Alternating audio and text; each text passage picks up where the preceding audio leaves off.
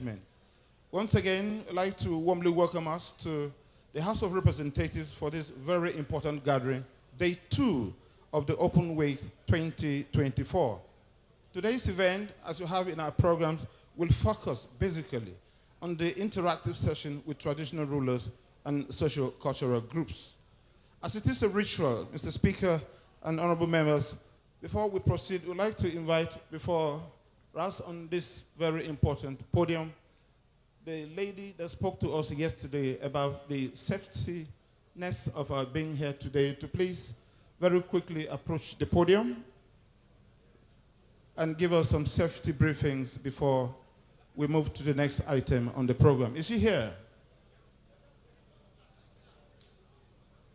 Thank you very much. May we please have your attention as we listen to our sister who will be mounting the podium to talk to us about the safety briefings, please.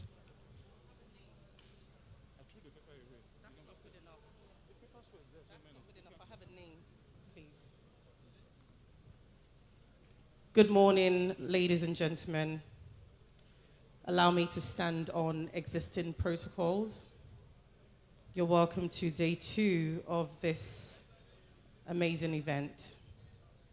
I'm here to present the safety briefing, and this is powered by the House Committee on Safety Standards and Regulations. Please note, there are no planned emergency drill today. So in the event of a need to evacuate the building, you may do so using the 3 exits in this auditorium. That's the one at the far end and the 2 on your right and on your left, where you will have designated marshals out there to usher you to the muster point. In the event of any medical emergency, so should you become unwell at any point during this session, you may wish to step outside where we have the medical professionals outside there ready to receive you and administer any form of support. As for the restrooms, there are a number of restrooms available to you. The main gate, that's the National Assembly main gate.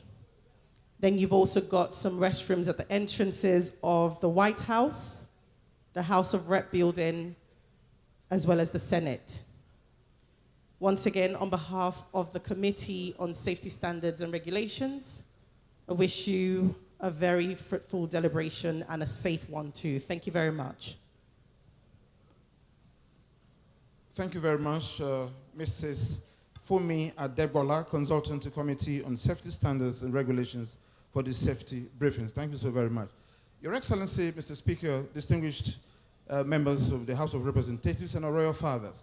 To save time, since we have enough to do for the day, I'd like to very quickly move to the next item on the program, which is about the composition of members of these panels whom I will be recognizing.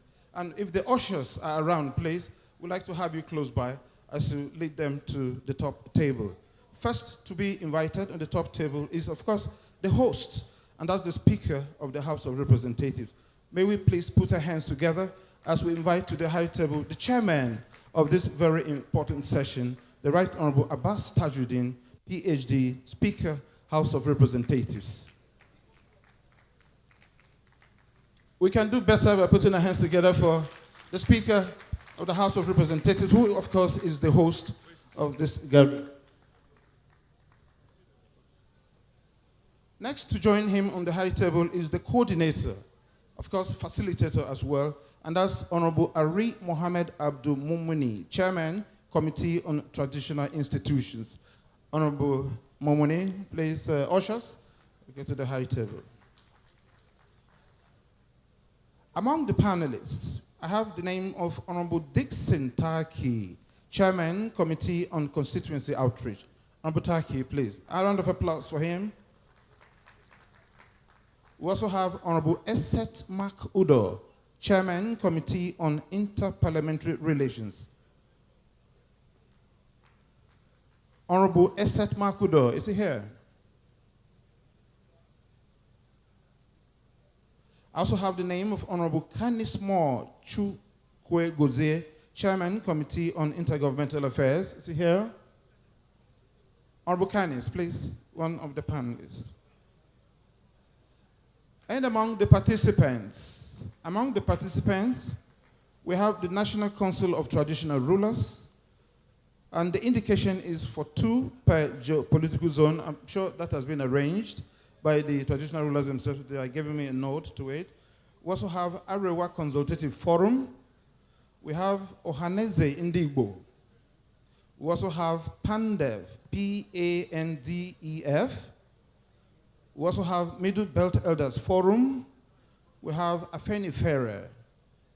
We have Association, Nigerian Bar Association, NBA. Is NBA represented here?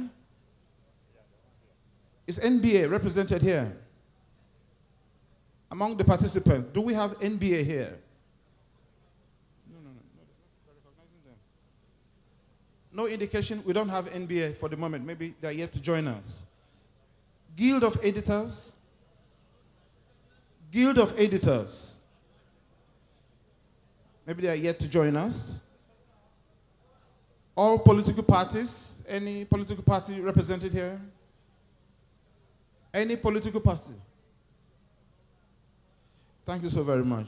At this point, to save time, like I emphasized much earlier, I'd like to yield the microphone to Honorable Ari Mohammed Abdulmumini, Chairman, Committee on Traditional Institutions, the coordinator, to give us the opening remarks. To give us the opening remarks, please. Opening remarks. Honorable Abdulmumini, you will usher the speaker, and you will give opening remarks and then usher the speaker. Okay. You will give brief remarks and then usher the speaker. Okay. Sure. No, just talk. We are the coordinators. We are the facilitators. Just welcome people and then invite them. Thank you.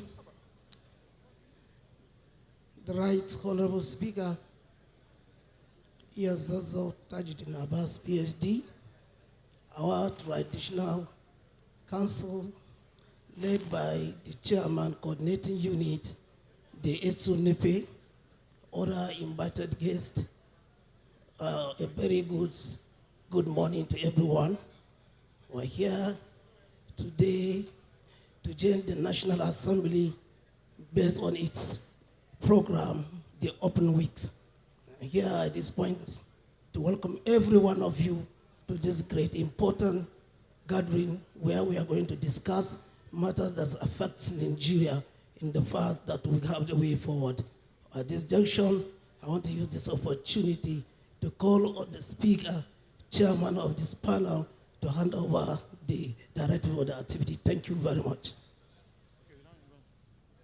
Thank you so very much. Let's put our hands together for the coordinator, Honorable Ari Mohammed Abdulmumini, Chairman, Committee on Traditional Institutions.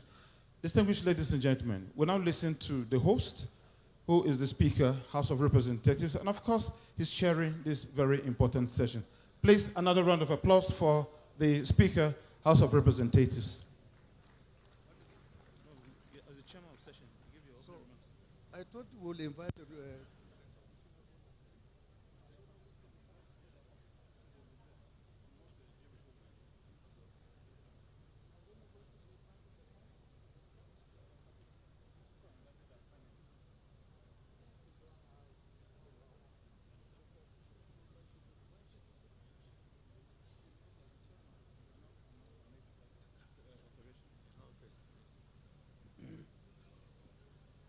the leader of the House, the minority leader, other members of the leadership, honorable colleagues,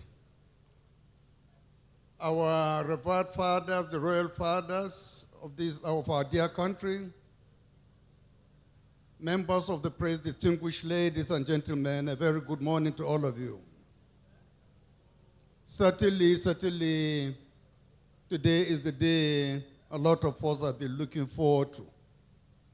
A day of reckoning, a day when we will have the opportunity once more to reflect, to think, to ponder, to resolve what the future of this country will be and what we can do as members of the 10th House to set this country in the right pedestrian by including our origin, our culture, our heritage to be part of the governance of this country.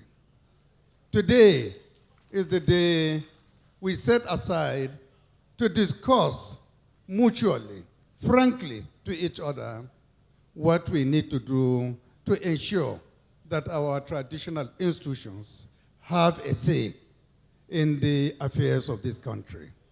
So it's my pleasure, distinguished ladies and gentlemen, to welcome our royal fathers who have been carefully selected to represent the 6 geopolitical zones of this country.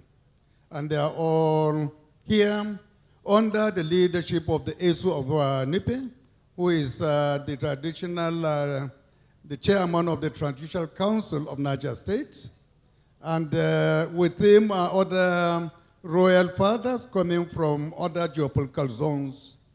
And with the leave of the House, I feel that since this day is dedicated to traditional institutions, it will not be fair to make them just a passive participants.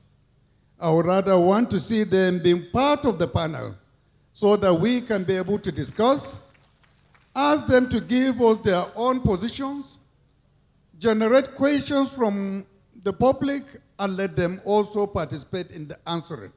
Because the solution as to who or where the traditional institution will be cannot be answered adequately by us without them also giving their own inputs. So with their kind permission, I would want to invite the Esu of Nipe, along with, he will choose other members of his delegation who will come and join us on the high table to discuss this very important topic. So thank you very much. Your Royal Highness, we leave it to you. I think we have how many seats? 1, 2. I think we'll have enough for everybody. We'll have enough for everyone. So if you want them all to join, 3 are okay, right? Then are there some members who would also want to join us, because I can see a lot of royal blood among the honorable colleagues. I can see from their body language that they are already excited, waiting for the opportunity to also contribute their quota. So perhaps the leader of the House and the minority, you can choose 2 very royal members of the House that should also join us on this panel. I'm sure even though the leader is a comrade, or was a comrade, he is now indoctrinated into the traditional institution, so he'll be able to identify members who are worthy of being on this side. So leader, please give us 2 more additional members to join us here. Thank you very much.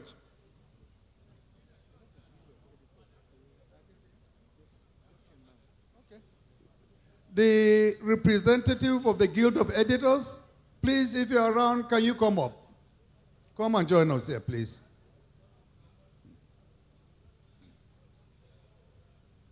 The representative of the Bar Association, if he's not around, if among our members we have a lawyer who is a member of the bar, you can please come forward and fill that gap, because members of the Bar Association, I'm sure, are everywhere. There is somebody from Kano State whom I know to be a lawyer, even though the slogan of his campaign has not been too good to me. If he wants to join us, he can come and represent the Nigerian Bar Association, at least for now, before they come up subsequently. I think we have adequate representation, so with your kind permission, we can start. Your Royal Highnesses, you are most welcome. Honorable colleagues, as I've said earlier, this is a day of reckoning for all of us. A day that we've been waiting for to discuss this very important issue of traditional institution. I'm sure you're aware, several attempts have been made in the past to include traditional rulers during our constitutional amendment processes, but they never saw the light of the day. And because most of us in the House believe, we honestly believe that traditional institutions can add value to our societies. We honestly believe that the progress of our people will be more enhanced with a better role for the traditional institutions.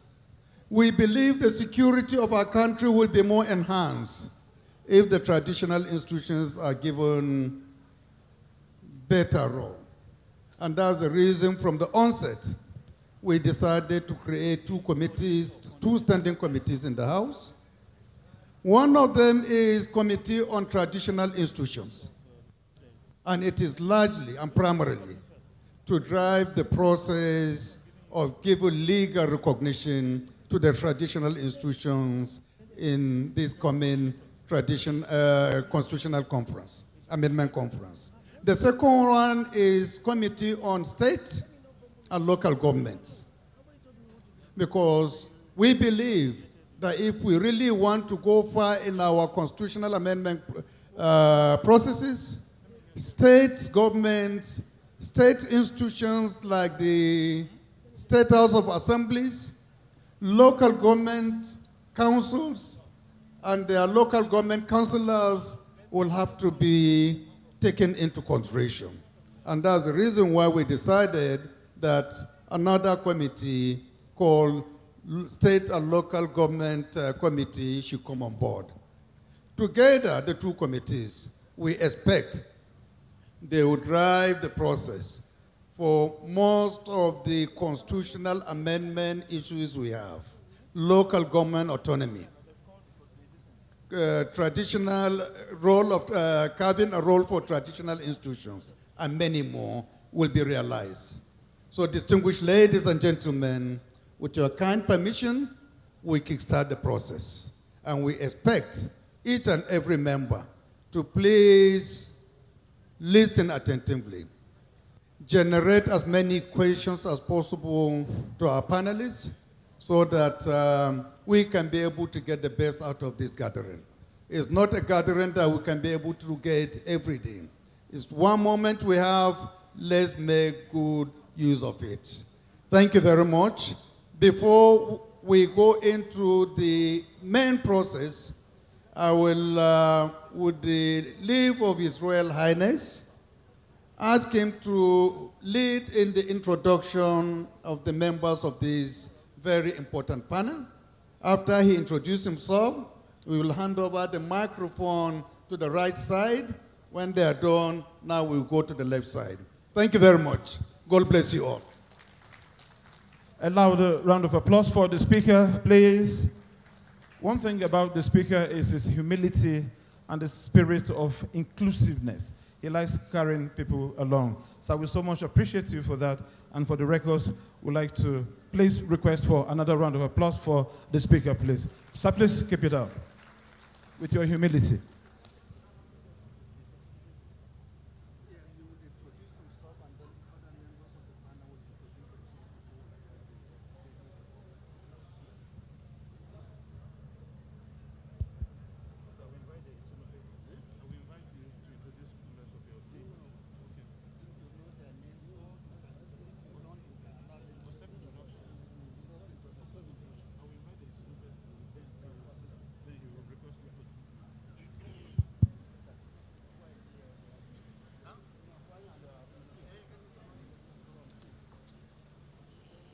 Thank you very much, distinguished ladies and gentlemen. At this point, we'll request the leader of the delegation of the Royal Fathers, the Etsunupe, to please direct as the mode of the introduction should be done, please.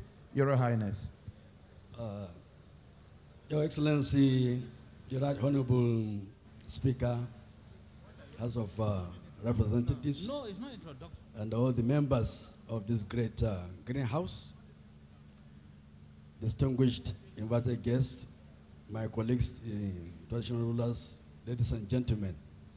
I am Alhaji Dr. Yaya Abubakar, CFR, the SO of Nupe, and also the chairman, Niger State Council of Traditional Rulers, and also the chairman, coordinating committee of National Council of Traditional Rulers of Nigeria. I'm very pleased to be here. Thank you very much. Thank you.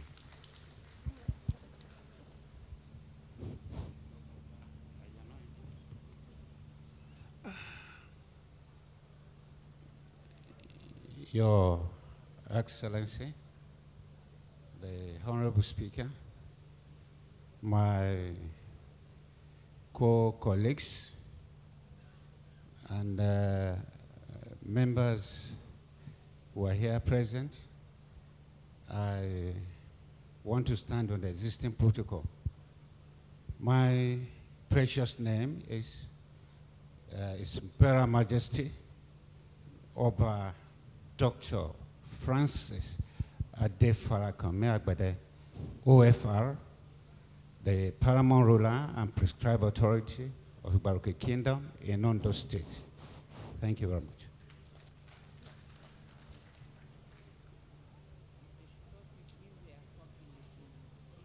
Mr. Speaker, our royal fathers, honorable members, my name is Honorable Prince Bayo Balogun, member representing Ibeju Lekki Federal Constituency. And Mr. Speaker, you might be wondering, why am I representing the members on this seat? I am the Olori Omoba of Ibeju land. That is the hand of princes of Ibeju land. My immediate junior brother was the Solo of Solo Alade. That makes me a pure prince. So, and I think my sitting here is highly guaranteed.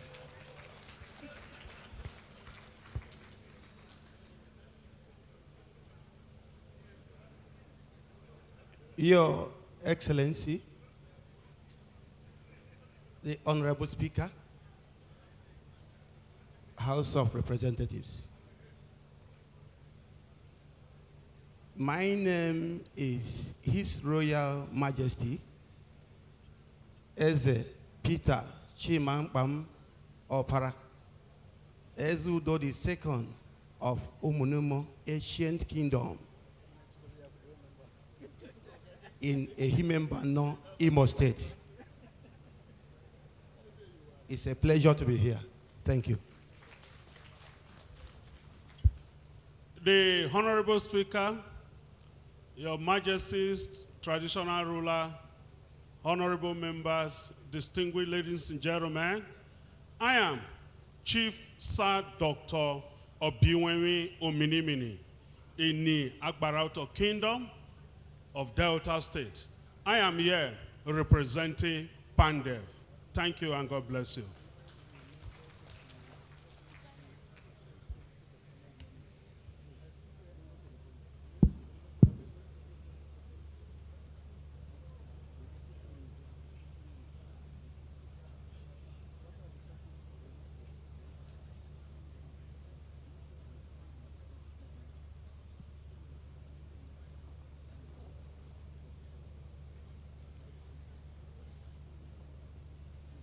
Good day, Your Excellency, the Speaker of the 10th National Assembly, the leader of the 10th National Assembly, and my honorable colleagues, the ESU of Nupe, the chairman of traditional institutions, and all the traditional rulers here, and all my colleagues, I salute you. My name is Honorable High Chief Kenneth Moore Chukwugozie Nwachukwu. I am from Imo State, Nigeria, and I represent the great people of Olu, Osu, and Oru East Federal Constituency, and I'm the current chairman of the Intergovernmental Affairs of the 10th National Assembly. Thank you. You are all welcome.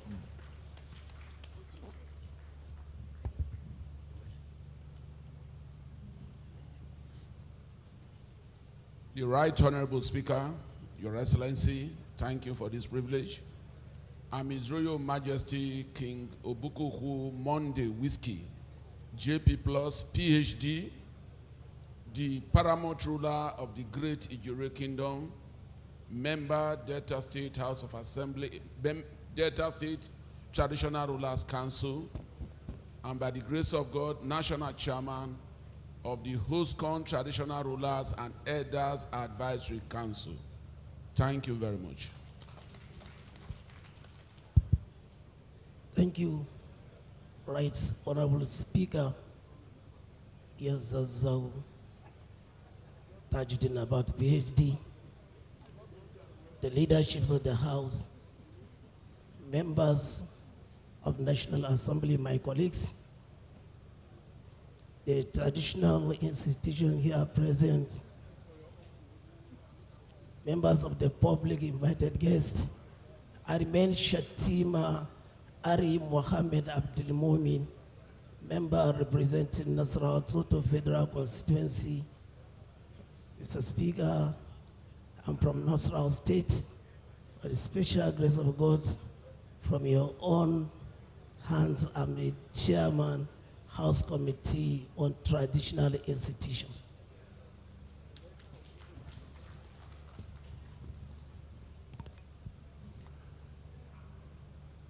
Your Excellency,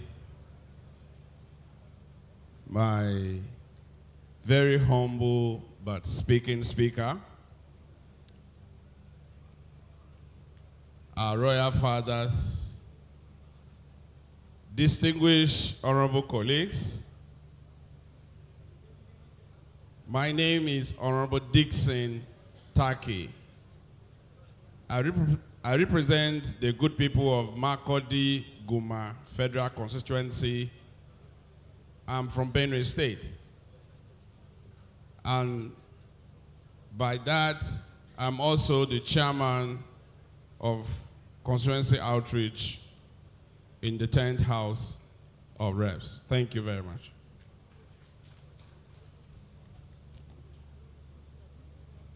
The speaking speaker, sir, Your Majesties, my name is Steve Musu. I am the Group General Manager of Edibofa Communications and Publishing Limited. We own People's Radio 105 Abuja, People's Radio Bayelsa, and the Nigerian Express newspapers.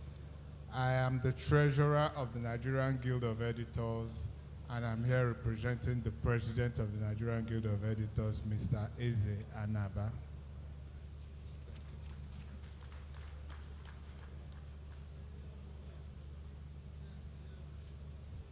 Honorable Speaker of the 10th Assembly, the leadership, our royal fathers, I welcome all of you to this important event. My name is Mohammed Danjuma Hassan, representing the good people of Dawakin Kudu and Warawa Federal Constituency from Kano State. Just this morning, the Speaker in his wisdom has decided to nominate me to represent an interest, which is MBA. So I'm here to hold a brief on behalf of the MBA pending when their representative appears. So therefore, I'm not a title holder in the traditional institutions, but I love the traditional institutions. I love the royal fathers, And I'm just praying at the end of the event, they will crown me with one. Thank you very much.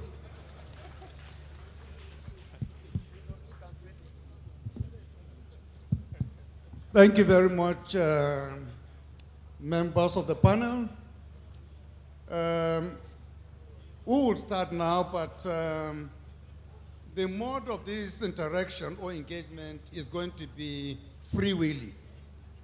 We will not restrain any panelist from saying his mind, because this is to be an interaction for us to hear what you have to say to the National Assembly, to the people of Nigeria, concerning the role of traditional institution in the governance of Nigeria. So we will restrict each and every member to 3 minutes to stand up or to sit down, because we believe our royal father should be seen sitting, not standing, to talk for 3 minutes.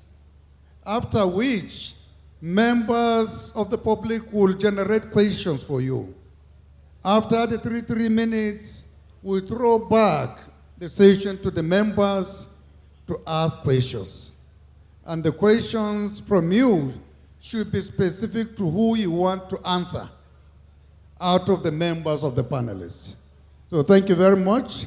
Without any waste of time, I will call on our number royal father, in this occasion, the chairman of the Traditional Council of Chiefs of Niger State, the Esu of Nipi, to open the floor for discussion.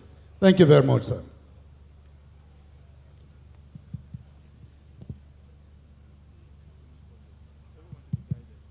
Please, the MC just reminded me to inform both the members of the panelists and also the audience that please our words, our utterances should be guarded. It should not be inflammatory.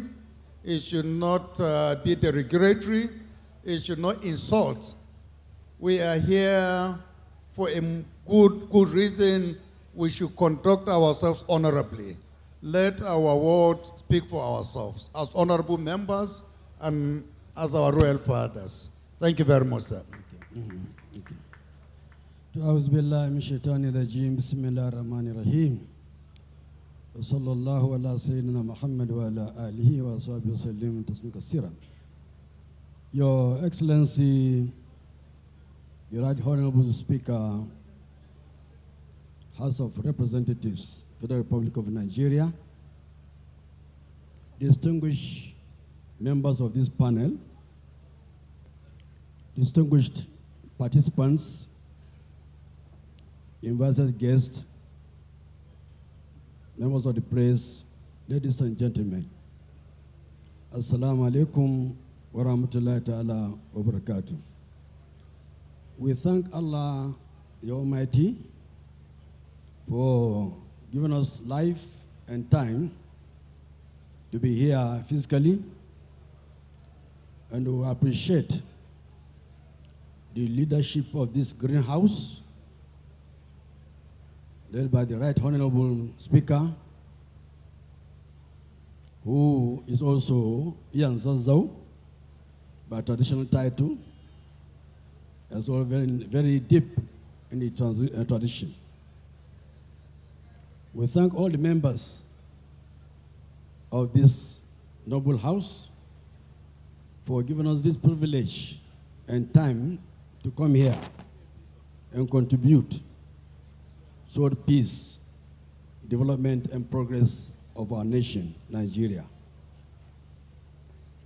Talking about the traditional institution, if you go by the history of mankind, the beginning of mankind, you come to a root of a father and a mother. These two people bring forth children, men and women. They interchange socially, economically, and politically. This family mix with other families, 2, 3, 5, and upwards, and form a community. And this community will have people of divergent background. Some are professionals, some are artisans, some are just acquiring skills, some are still in the school. Where you have gathering of human beings, people, men and women, you need a very, very formidable institution or authority to administer them. So this natural institution, known as traditional institution, came into being by recognizing the needs and number of people around a community where we have different skills: carpenters, bricklayers, cobblers, blacksmiths, doctors, herbalists, name them. They're all in one community. They need to be administered very well. And where these people gather, they also have culture, values. They observe religion. They have different mode of lives that they spend to live together. Without a leadership, without a very formidable leadership in this community, you have chaos. You have a lot of disturbances, crises all over the place, and nobody to judge, nobody to administer. So I just go briefly to tell august audience that the natural institution, known as traditional institutions, didn't just start today or yesterday or so, many years back. As I said, right from the root of a mother and father, bring forth children, and children form a community. So the institution grew up from this basis, on this root, to know each other, understand each other, and obey, and obey the common rules of peace, unity, progress. This institution is very important. It came through all the obstacles, both before the colonialism of colonization of Nigeria by the British. We had this institution operating very well, knowing our cultures, protecting our values, and promoting our interests. And that's why even when they came to Nigeria, to colonize Nigeria, they already found the institution already established. So they didn't touch the institution. They believe strongly that whatever they come to do in Nigeria, this institution will go a long way helping them administratively to achieve their social, economic mission and Because the colonial masters came not to come and administer black Nigerians, no. They came to come and look for means of survival, economic and other, for a DO. They call him district officer, a white man. Before you can go to any village, you come and appoint the emir that, okay, Your Highness, we have a plan to build a hospital, or we have a plan to build schools. Well, no, and then social area. Well, why do you feel this outfit should be established? Quickly, the emir will get his district head to go and look for appropriate areas. The district head will not just jump into the area without the information or the notice of a village head. The village head there will now, they will be told that, okay, the authority, that is the Oibos then, the colonialists, they want to establish a hospital. which place is most is suitable? What do we have that can spare as a hospital? The village head now, thank you. The village head now will direct the DO to appropriate area.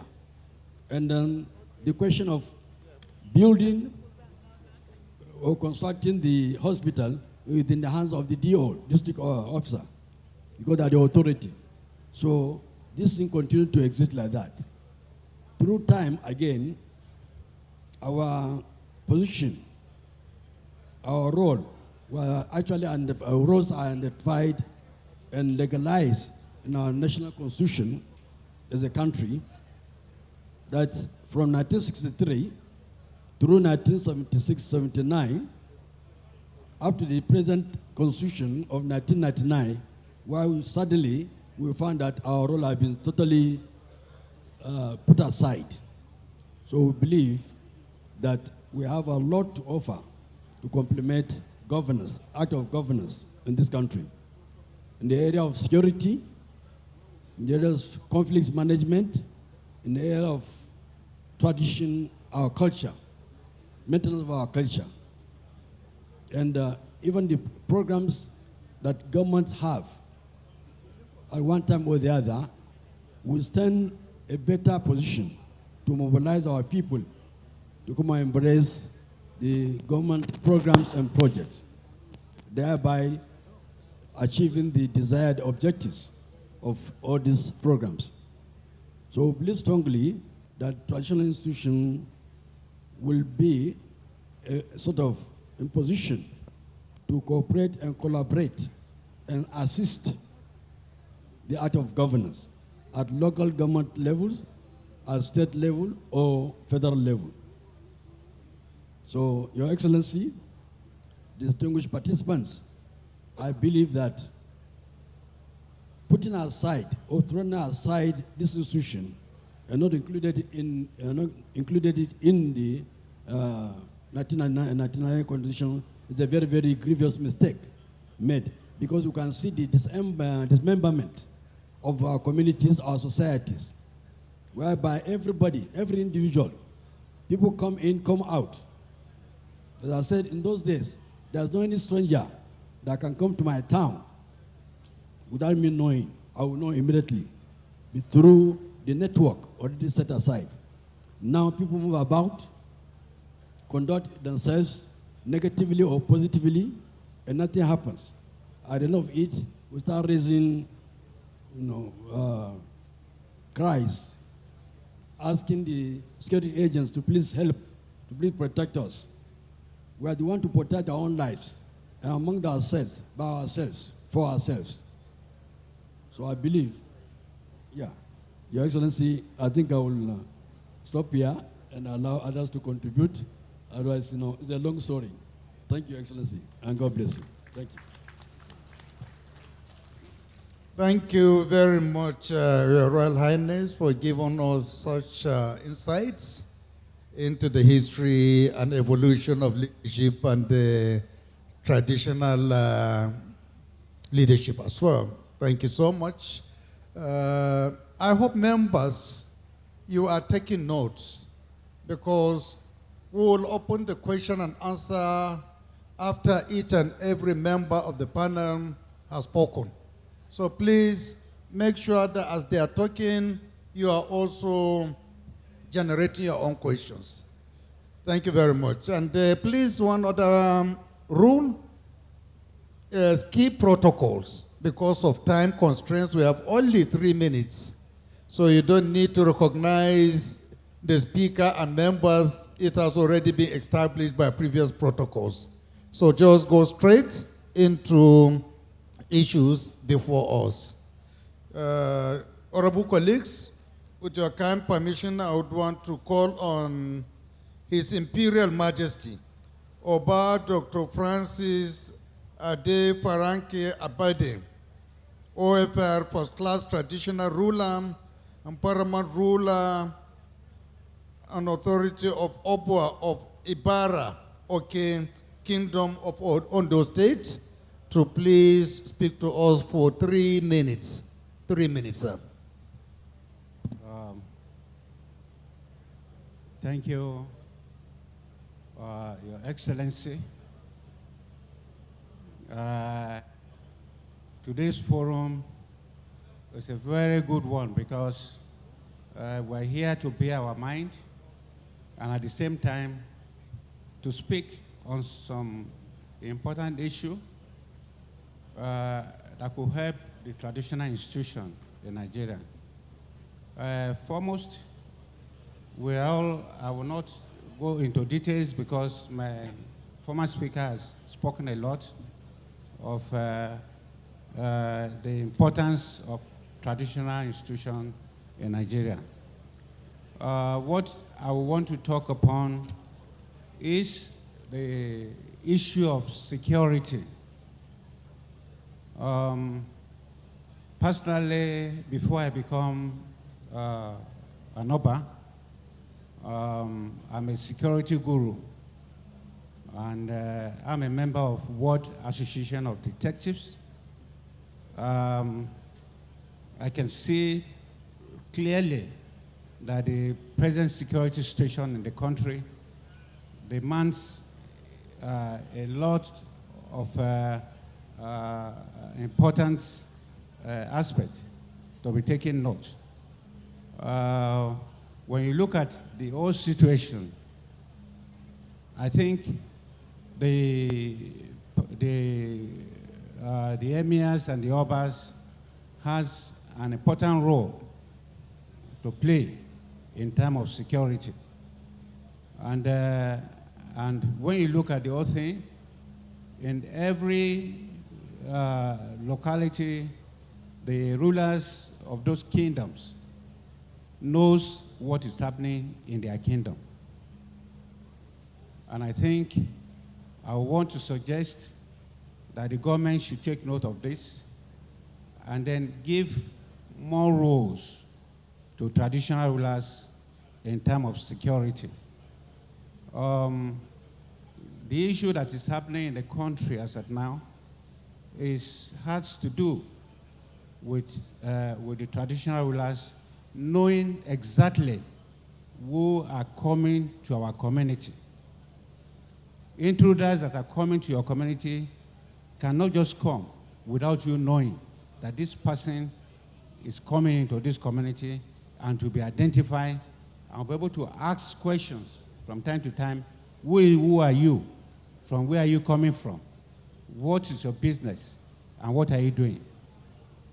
It will enable us to interrogate properly, and this will solve a lot of problems in terms of security.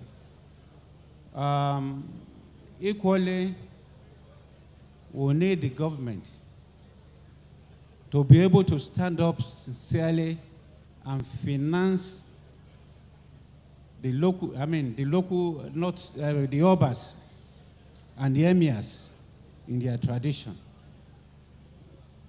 Precisely giving them a security vote, not even the governors alone. We need security votes in our domain. It's quite very important, because with that we'll be able to control and then work seriously on the way forward in order to tackle the security of our domain. The problem of security precisely, we know our people and we can control them. We know who are coming in and we know who are going out. All this depends on the traditional institutions. And I want to say precisely the system the federal government is taking on the local government autonomy will actually help the domain, because it will give us a lot of advantage on our people, and we'll be able to know in terms of control of what is happening in each of the local governments. So I will prefer, and I will say because of the time, I will just say precisely that the issue of security should go back to local authorities. Thank you very much.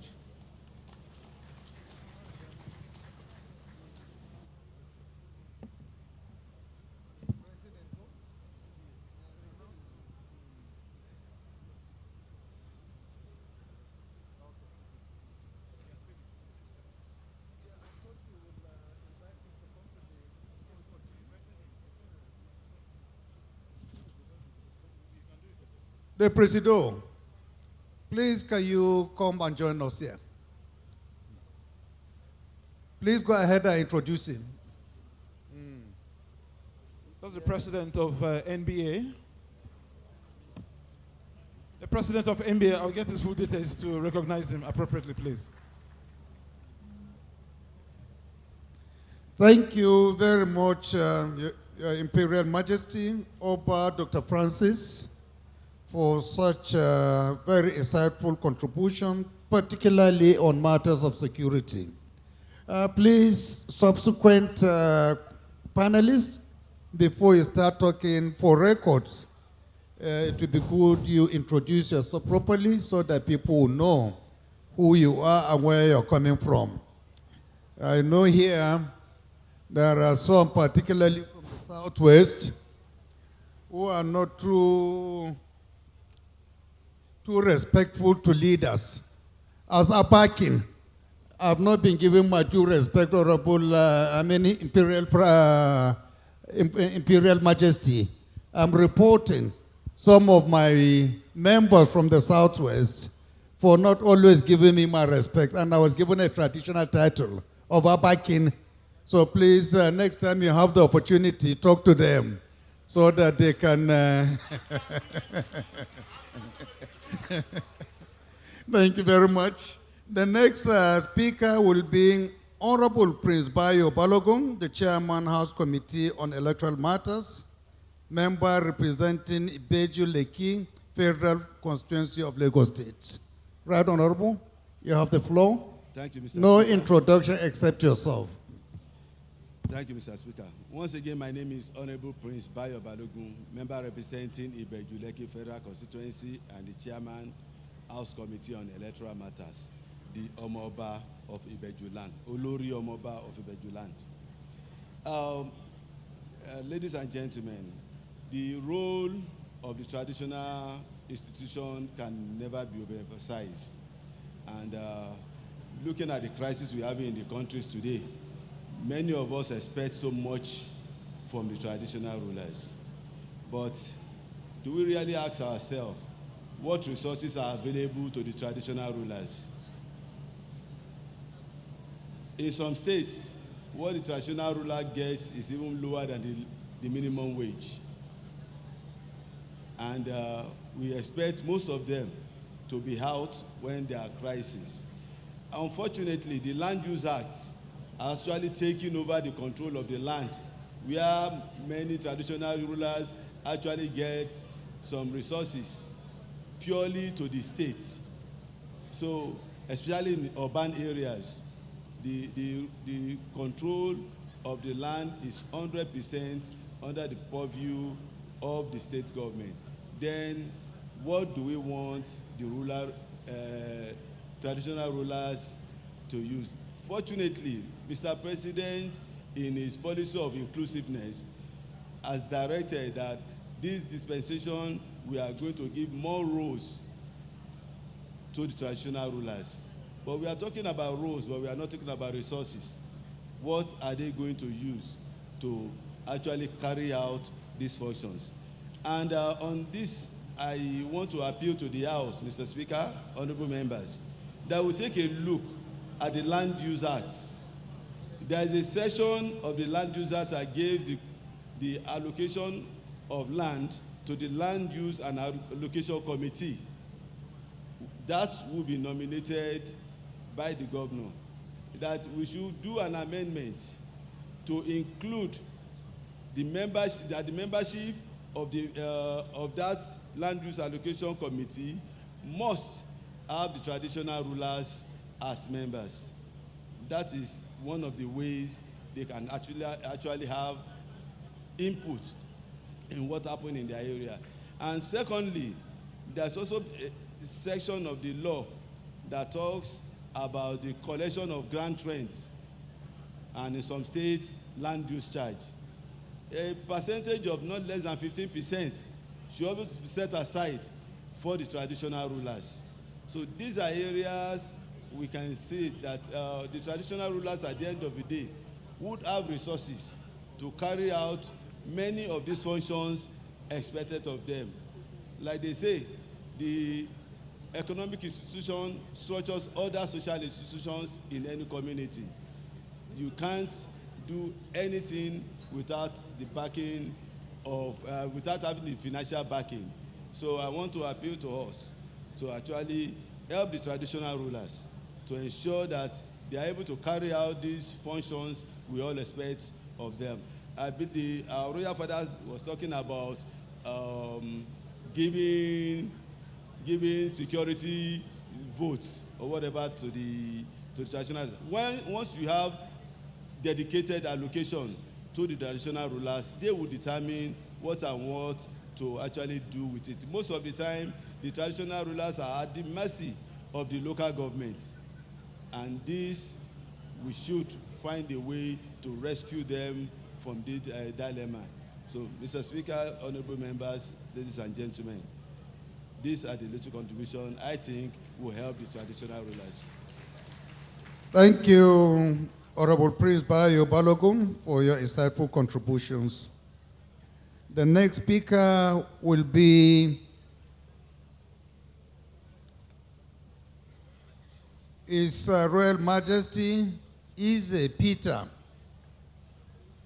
Chimakepan Opara Ize Udo, the second of the ancient kingdom of Ihime, Mbano, Imo State. Royal Father, please go ahead and speak for 3 minutes. Thank you.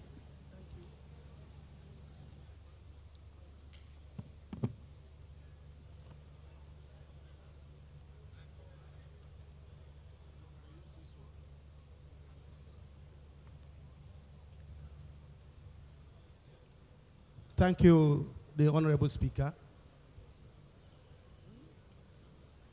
My name is Eze Peter Chimankpam Opara, Exudo the second of Umunumo Ancient Kingdom in the Himembano of Imo State, Nigeria. The Honorable Speaker, just as my colleagues has rightly stated, that the role of traditional institution in Nigeria can never be overemphasized. Why? Traditional institution is the only institution that is everywhere. And because we are everywhere, we as well see it all. We are seeing it all. And because we are seeing it all, I feel that is the institution you can use to solve most of the challenges, especially in the area of security, as it concerns security in Nigeria.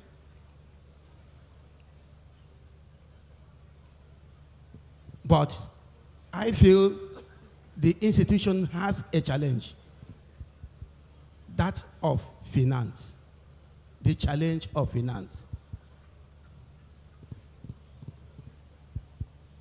And because the institution has a challenge of finance, they can do nothing. They can do they can't do much. Because most of the traditional royal fathers, most at times or sometimes, run to the authorities for one assistance or the other. And when you are not financially independent, when you are not financially empowered, you don't have much to do. So I think if in the area of finance, the traditional institution in Nigeria can be empowered legally, financially, I think we can do more for the country. Thank you. Thank you very much, Royal Father. We have heard you. Your major area of concern and challenge is the lack of funding for traditional institutions of Nigeria. It is duly noted. Thank you very much. The next speaker will be the only man I recognize from the South is as the High Chief. There are so many chiefs, but there is only one High Chief. Even the principal officers who claim to be High Chiefs, as far as we are concerned, they are answerable to him. So it's my pleasure to invite Honorable High Chief Kanis Mo,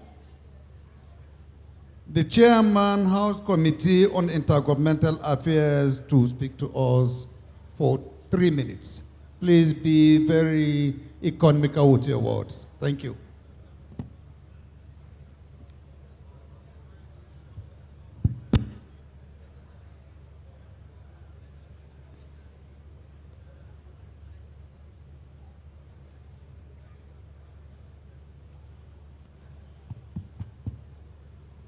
Thank you, Your Excellency, the People's Speaker of the 10th National Assembly, the Iyazazao,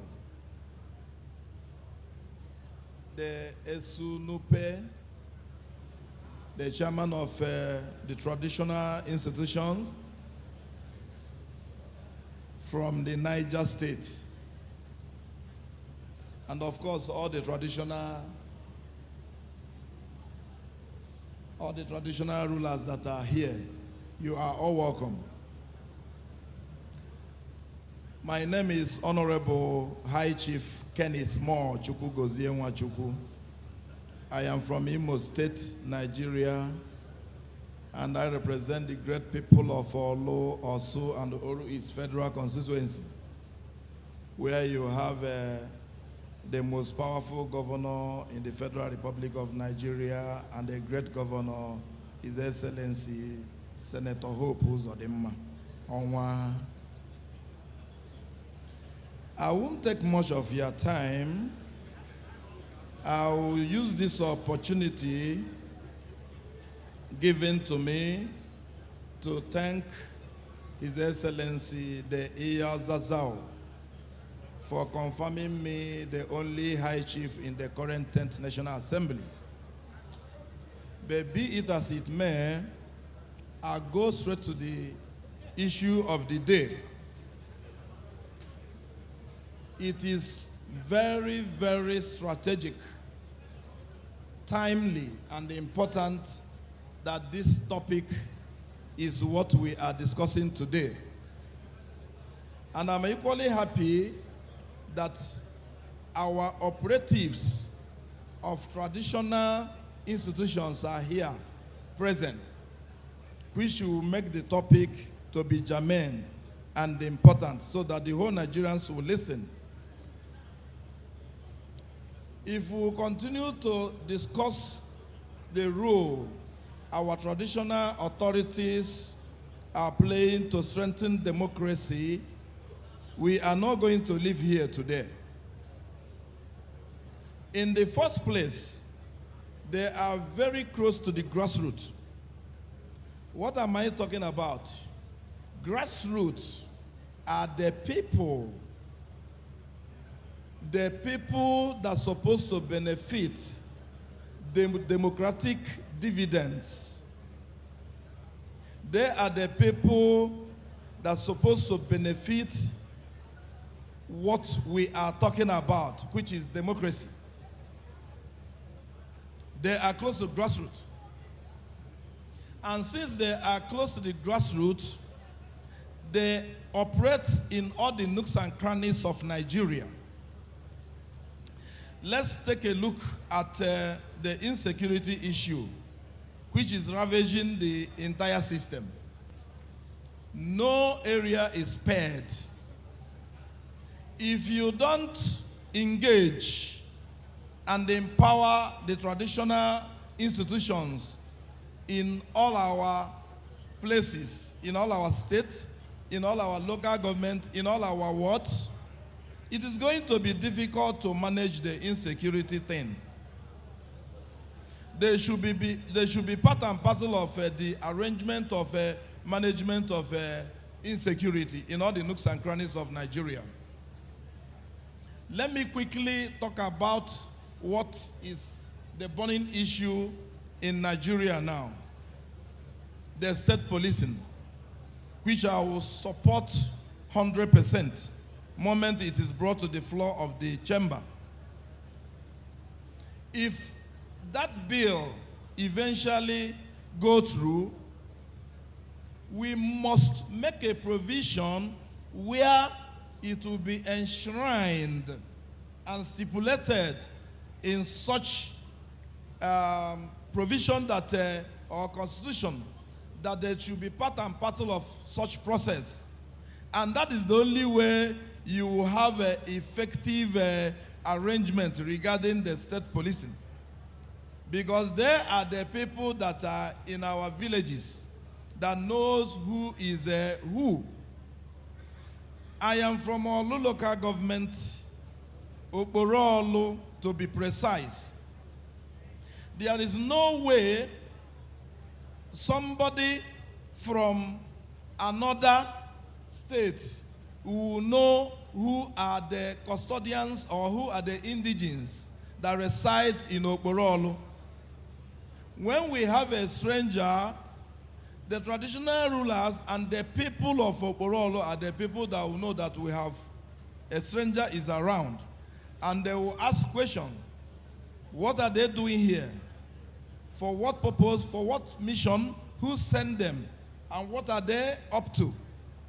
So, there is no way it is going to be achieved. I'm talking of state policing without getting them engaged.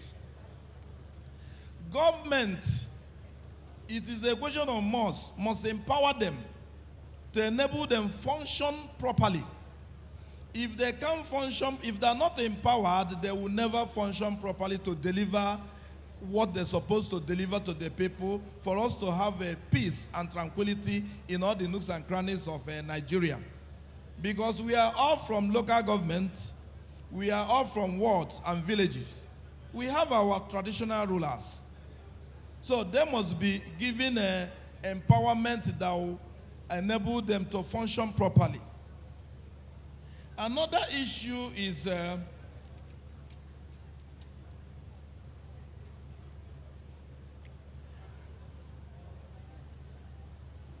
traditional rulers should equally separate politics from the real business of which they were appointed or they were elected to become traditional rulers. Combining politics with traditional affairs most times creates a lot of issues. This is another aspect government should look into, and all the traditional heads should equally look into and see to how it should be addressed so that there won't be a kind of clash which creates another issues in all the villages, all the local government and all the rural areas. Mr. Speaker and my honorable colleagues and fellow panelists, this is what I can say for now. Thank you for giving me this opportunity to express myself. Thank you. I salute each and every one of us here.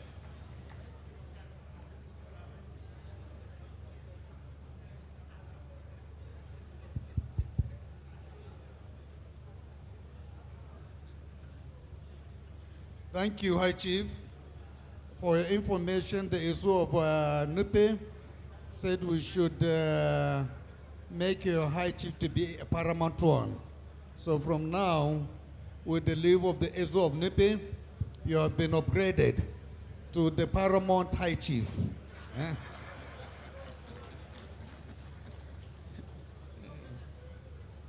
Our next speaker will be the president of the Nigerian Bar Association, who is my brother. He came a little bit late, so that's why we were unable to introduce him earlier on. I'm sure members will be very keen to hear the legal perspective on the demand for constitutional role of traditional institutions in Nigeria. So please open your ears and hear from the legal luminary who will tell us his view and take on the issue of traditional institutions in the constitutions of the Federal Republic of Nigeria. My brother, you are most welcome. And I know lawyers don't talk just anyhow. You have only 3 minutes, so please try to say as much within the 3 minutes. Thank you. Thank you very much.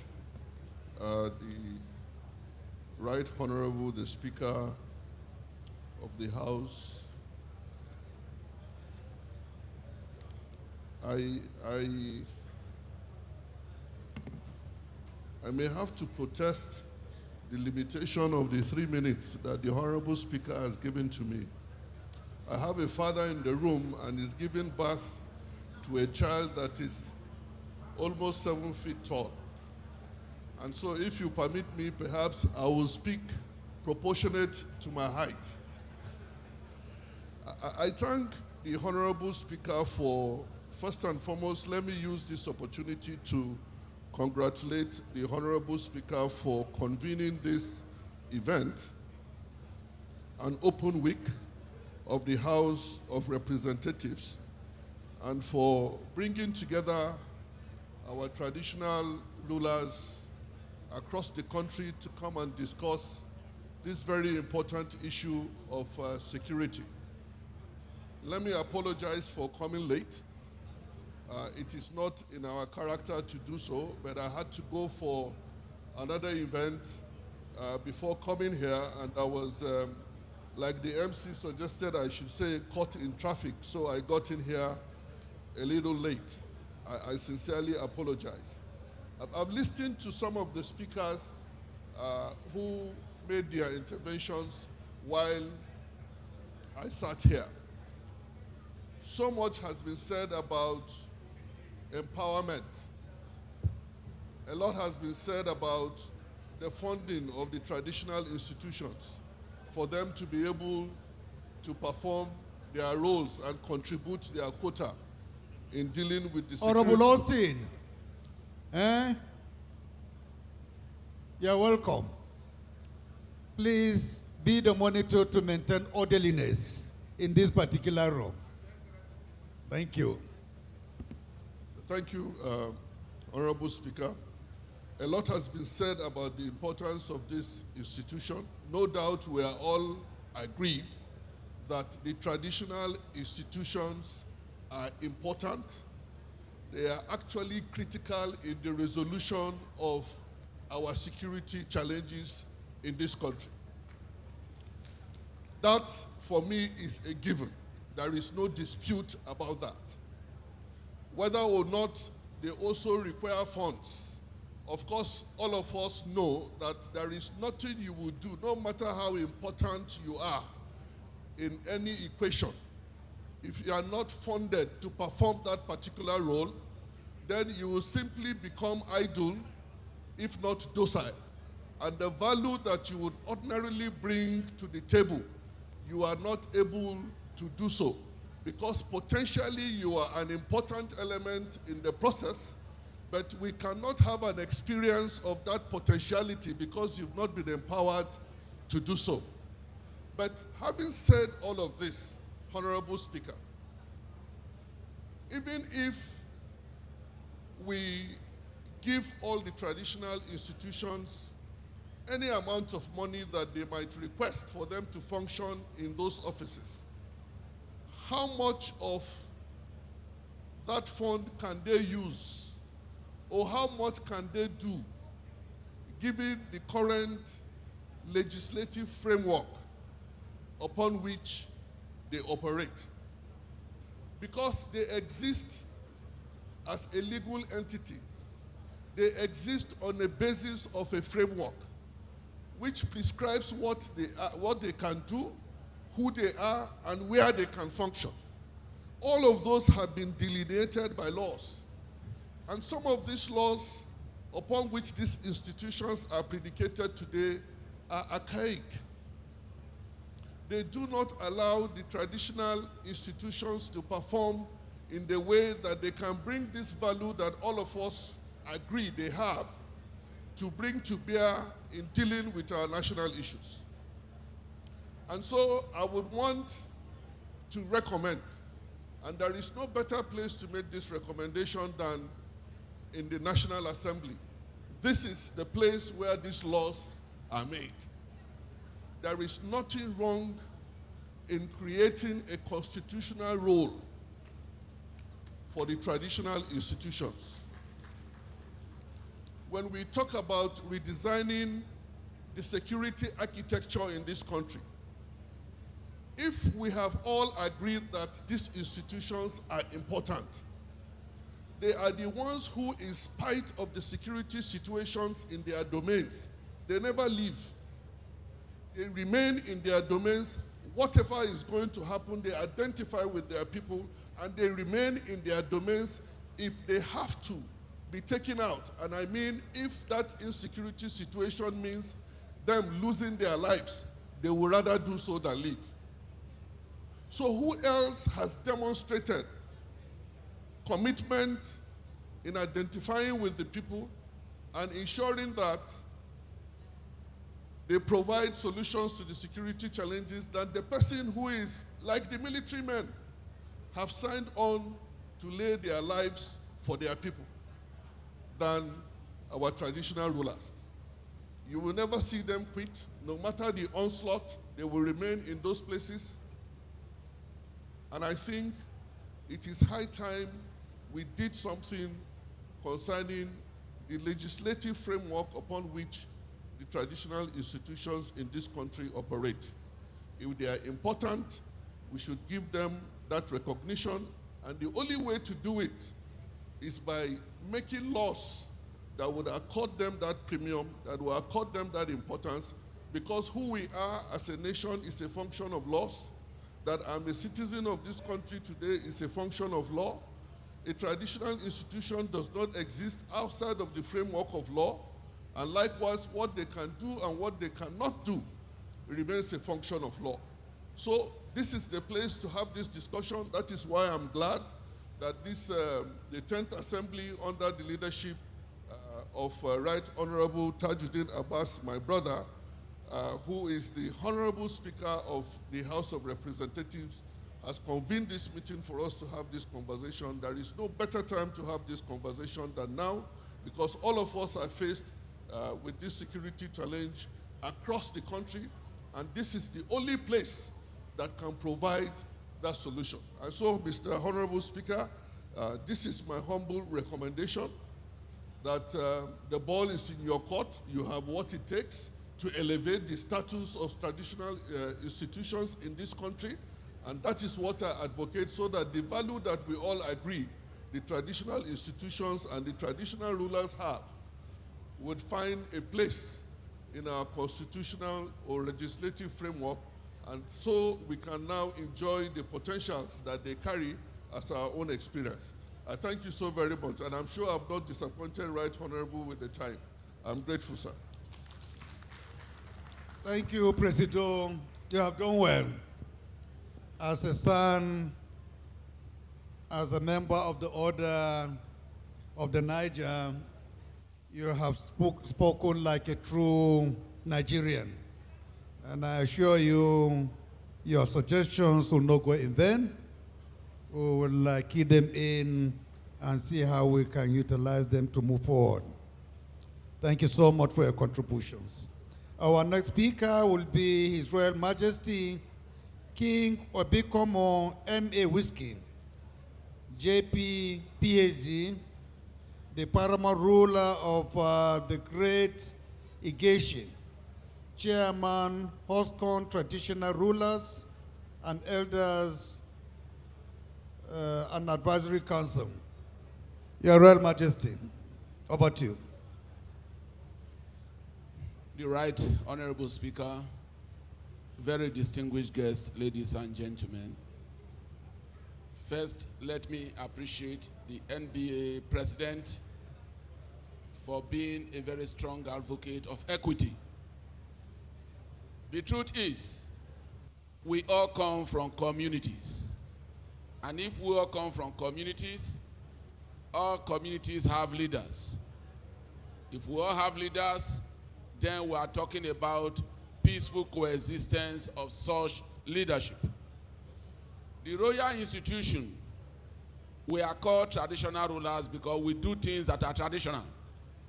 There are certain problems that government cannot solve, but the royal institution can solve them. For instance, in my kingdom, no matter the volume of crime that you commit, there are deities that if they want to take you before them, your entire family will go for a meeting, urgent meeting, to find out if truly you took part in such a crime. Because the effect of going before that deity is that it will go from generation to generation. The point is, before now, the royal institution has a constitutional rule in Nigeria. But somewhere along the line, we missed the track. We're always saying that let's get back to the track, and once we get back, there should be a very, very strong advocacy around the country. There is no kingdom where there are visitors and they don't know. They know. Except that the wherewithal, the courage, the patriotism to take it up is not there. Like the NBA president said, in 2012, there was this massive fraud in the Delta. And a king was asked to leave. He said, no, where do I leave my people to? I can't leave my people. And the water covered the entire palace. It was when the last set of his people were being moved that he reluctantly left, because no place is left. So if these people have that commitment to serve the nation, why deny them what can make them work better? I think, and I submit, that is a high time we go back and enshrine into the Constitution of Nigeria a duty that has the necessary power for the royal institution to function better and to be more and more better than we currently have. This is our position, and this is my position, Mr. Speaker. Given the opportunity, the royal institution will do better. Thank you very much, and God bless you. Thank you, Your Royal Highness. Your points are heard and taken note of. So we assure you, during the debate on the Constitutional Conference coming up very shortly, we will revisit all the suggestions you have given. Honorable colleagues, our Royal Father, it is my honor to recognize the representative of the chairman of the largest and greatest party in Africa, the APC, in person of Right Honorable Garbadetti Mohammed, who incidentally is the vice chairman of APC Northwest. He's here with us. I would also want to recognize the presence of Mr. Achike Chude, the National Secretary of the Nigerian Union of Journalists, who is also here with us. They are most welcome, sir. Okay. So the next speaker will be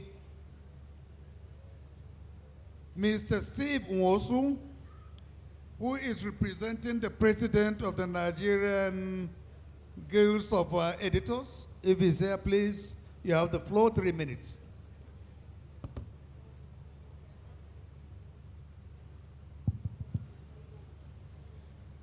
Please let me stand up since I've been on protocol.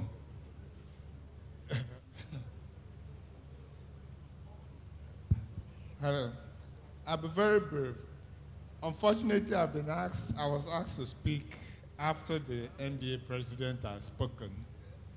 I was taking some notes, and if not that my body was covering my papers, I would have accused him of spying. But he just practically reproduced some of the things I had noted down.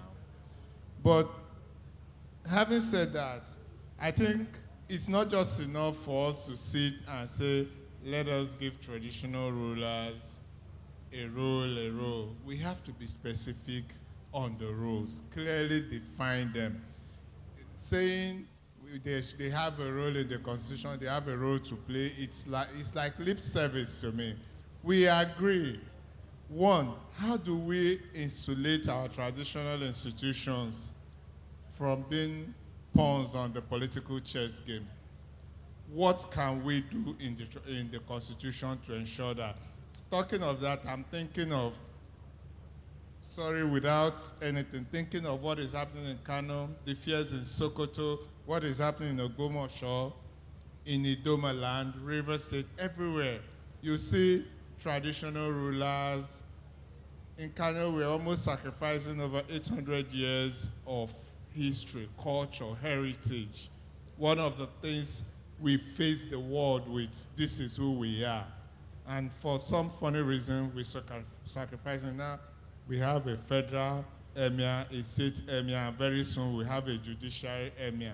And that is not good enough for us. We have to find a way to insulate our traditional institutions from the political chess game. Then, who controls the traditional institutions? Is it the local government? Is it the state?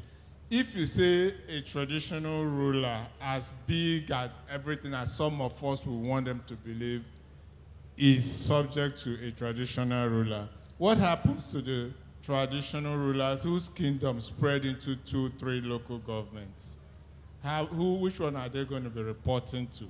Those are the things I think we should ensure. Let's not just make this issue of giving powers to traditional rulers like what we do with the media, 40 state of the realm, check the data, report, hold the government accountable to the people and all that, and you get to there's all responsibilities, no empowerment. And then you want to do something, there's not, and then you don't want the traditional rulers to be giving traditional titles to criminals and money bags. You even don't want money bags hijacking the throne. What do we put in the Constitution? Let's begin from that. That's where the amendments I'm looking forward to. What do we do to insulate our traditional institutions? Thank you. Thank you very much, Mr. Steve Wonson. This is one dimension that you have said that others have not spoken, and it's a very important one. I assure you have taken notes, and we'll see what we can do in due course. The next speaker will be the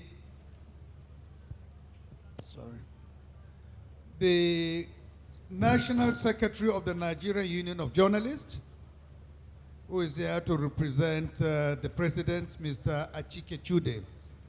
Please, 3 minutes. All right. You can come up and speak, but please make it quick and snappy. Time is not on our side. Okay, I will respect that, and I guess that would also affect following protocols. All protocols duly observed. I want to thank the speaker and those behind and all the organizations behind this particular effort. Of course, it's about broadening democracy and broadening discussions, national discourse, which is a good thing. I would just want to, I thought I was going to discuss something else, but it doesn't really matter. I've had a few things that people have talked about. You know, when people talk about the challenges that we have in the African continent, and I think one of the things people have been saying is that Africans must be left to resolve their problems. And so this issue of negative international engagement with our body policy should not continue. You know, and that people, other countries, powerful nations should be able to keep out so that, because we have seen even from the reference that he made about what is going on in some other parts of the world, the reality is that the traditional system is not what it used to be. This is not 50 years, this is not 60 years. Constitutional democracy in a way has also undermined the powers and the influence of the traditional institution in the country. So they are not as influential, as powerful as they were. But beyond that is the fact that we also have to give some instructions to the politicians and to the political class. Because if we say that the that the traditional institution is being polluted, you cannot take away the interference of the political class from this traditional institution. So you think about, for instance, you know, visits during elections. How do we insulate the traditional institutions from being visited by politicians in the first place? Because, and that was why I agree with you when he said we must be specific about what we intend to do and how we are going to do it. Can a governor, for instance, summon traditional rulers and then they will say, no, I don't have any business with the political class? He dares not. So they are not in that situation anymore. And then one other thing that I think, you know, so I think it is very critical that in having expectations for the political class, I mean for the traditional institutions and traditional rulers, we should also have expectations from the political class so that they stop interfering unduly with the traditional institutions across the country. Because they say he who pays the piper dictates the tune.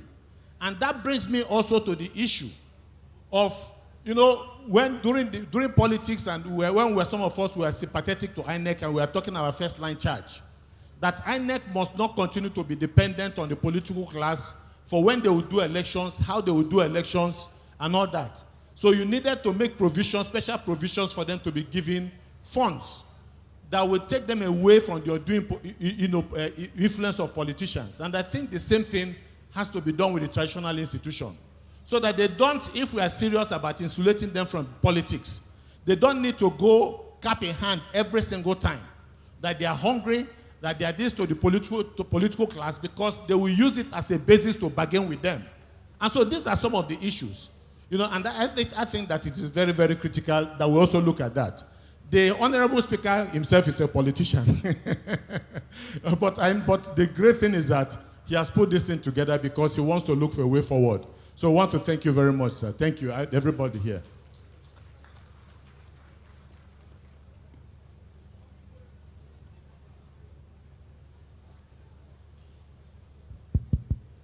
My Royal Highness, from the extreme right, this is your turn, please, to speak to us. Thank you very much. Thank you very much. That's the Secretary of... well, you can introduce yourself. I don't want to waste your time. I know you have been waiting patiently to be given the opportunity to speak. So please go ahead, sir. Thank you. All protocols duly observed. I am Chief Sir Dr. Obiuwemi Ominimini, the Ni Agbarauto Kingdom, Delta State, and the representative of PANDEF.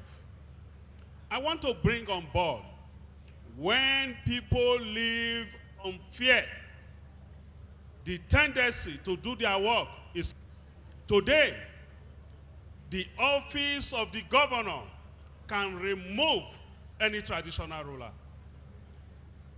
Who makes a traditional ruler?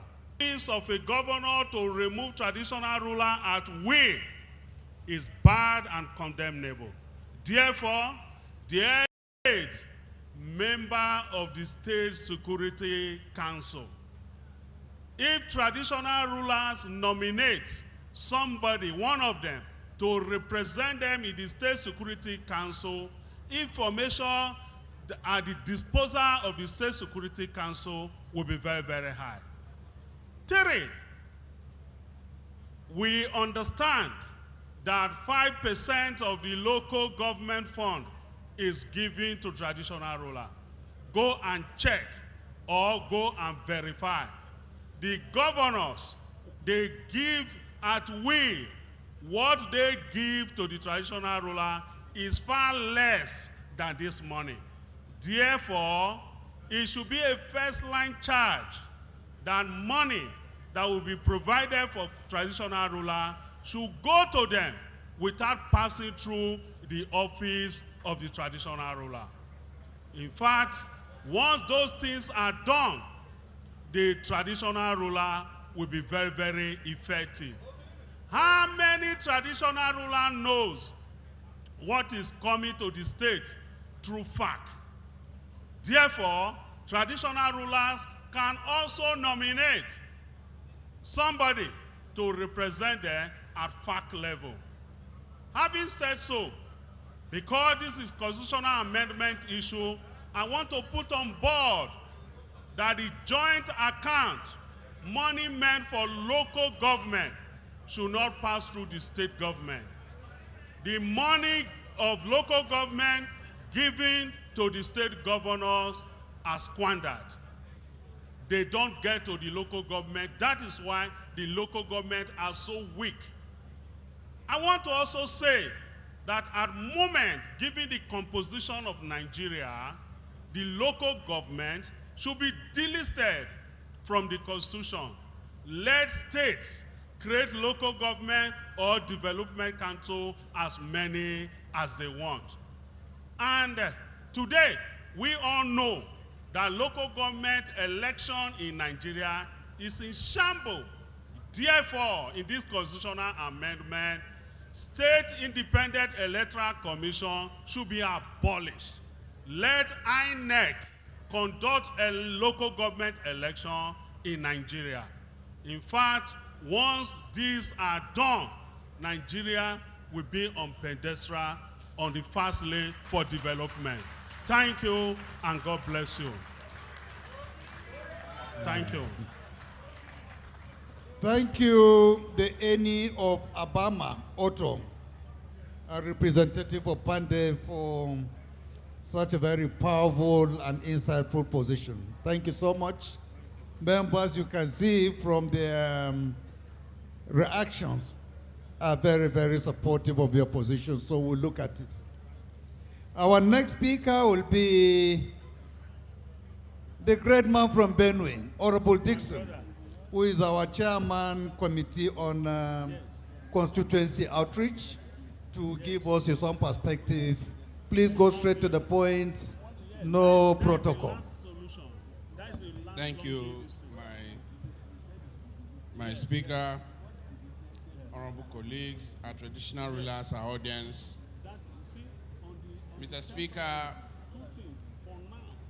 the importance of our traditional institution in Nigeria cannot be overemphasized. The statistics we have has shown that since 2011, over 103 traditional rulers have died or been killed in their domain as a result of the crisis we have in Nigeria.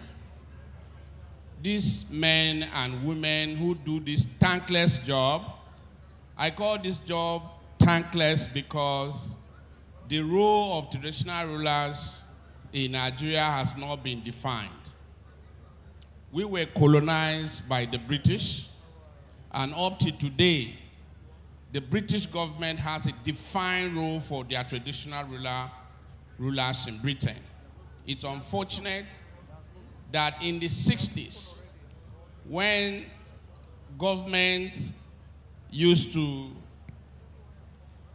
when traditional rulers were recognized as tax collectors in Nigeria, we had no problem at all with tax collection. I remember at that time, when you would not pay tax, the traditional rulers will handle the situation, and taxes were paid to government with no problem at all. There were no issues of revenue missing in the hands of traditional rulers as it is today. But there are no defined rules in the Constitution for traditional rulers, and it's very, very unfortunate. The last speaker took words out of my mouth. If we are going to define rules for traditional rulers in this country, the local government system must be strengthened, Mr. Speaker. I am happy that you have created this platform at a time that we are going to be amending the Constitution. These are the issues that must be taken into cognizance. The autonomy of the local government system. It is only when we strengthen the local issue of insecurity in our local areas, of the local government areas will be very functional. What our young men are doing, floating around in the town, is quite unfortunate, following politicians. If the local government system is strengthened, the traditional institution in Nigeria will have a constitutional role that is very defined. And by definition, I mean that resources will be clearly made available for men who sacrifice their lives to stay in our rural communities as traditional rulers. It is very important that you cannot be a custodian of a community without resources. Our traditional rulers operate at the mercy of the local government chairman. Just like the last speaker said, the 5% that was spent out in the Constitution is never given. I come from a locality, I come from a local government, and I know what happened. Mr. Speaker, it is very important. And my recommendation is that the traditional institution should be made the fourth arm of government. If we are serious in this country to take care of the insecurity that has come into our communities, we must define rules for our traditional rulers and give them the role to play. Just that I'm referring to the last speaker because traditional rulers know every criminal in their community. They do. Whatever your character is, your traditional rulers knows you. So it is very important that they are also made members of the State Security Council to give information to government as to where or who are responsible to crimes that are committed in their domain. I want to appreciate you, Mr. Speaker, and I believe that as we go into constitutional amendment, these issues will be taken care of, and that the traditional rulers themselves, as we go back to our communities today, please try and mobilize your people. We have tried as a National Assembly to make even the State Assembly autonomous. 3 times they have refused their own autonomy.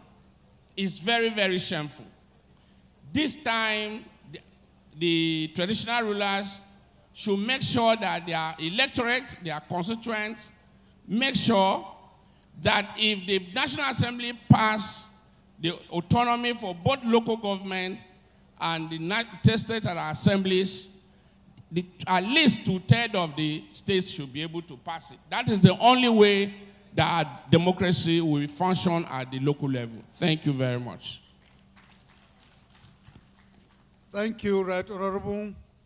The next to speak is the representative of the chairman of APC, in person of Honorable Garbadat Mohammed, who incidentally is also the vice chairman Northwest of the party. Honorable, you have 3 minutes. Please try to restrict yourself because of time limitations. Thank you, Mr. Speaker. Leadership of the National Assembly, our esteemed traditional rulers, ladies and gentlemen. First of all, I have to tender unreserved apology for the absence of the national chairman, who was unavoidably here because he did not receive any invitation. I just saw the invitation, just 10 minutes, about 20 minutes to 12. I tried to communicate with him, and he told me he did not receive any letter. And the letter was written since on the 19th. I'm sure the speaker would not be happy with this development. I know how he takes seriously the issue of party. Secondly, I have to congratulate the Speaker and members of the 10th National Assembly for convening this very important event to showcase, to celebrate our 25th anniversary in uninterrupted democracy. Although I was not, I don't even know the topic, but a former legislator, I was a legislator, member of the National House of Representatives in the 6th, 7th, 8th, and 9th Assembly. The country is on the brinks. We should remember what happened during the third time saga, the issue of doctrine of necessity, the PIB, and the most important thing, as previous speakers have said, especially the last one, on 3 different occasions, we have tried as much as possible to give autonomy to state legislature and local governments. I could remember in the 7th Assembly, we've even gotten the 2/3 of the signature on the very verge on when we are just about to present it. One of the states decided to withdraw, making it 23. So without that amendment, I'm sure the traditional institution will continue to have a problem. It is either now or never. Why do I say so? The Right Honorable Speaker, Honorable Abbas Tajuddin, is not only a traditional title holder of one of the most powerful titles in the Zazzau Emirates, the Ian Zazzau, is also a traditional ruler. My colleague is the district head of my own district. So this is the right time. You have the right person that will make this constitutional amendment to be possible. But Right Honorable Speaker, please permit me. I want to call the attention of members of this National Assembly of what is happening. There is too much delegated powers that is domiciled with the executive. That's supposed to be the powers of the National Assembly. I think I'm happy the Speaker has even revived the Delegated Powers Committee to look at all these areas, to take back your powers. Because what is happening today, a director in a ministry or an agency will just sit with his team and decide to increase taxes and other things without recourse to National Assembly to debate. Members of the National Assembly, they are the true representative of the people. Such things must be debated in National Assembly. This is the power. I'm happy the president of NBA is here. Mr. Speaker, please go back and check section 59, subsection 1B, and see the powers conferred on the National Assembly on the issue of increment or decrease in revenues, in fees, and other things.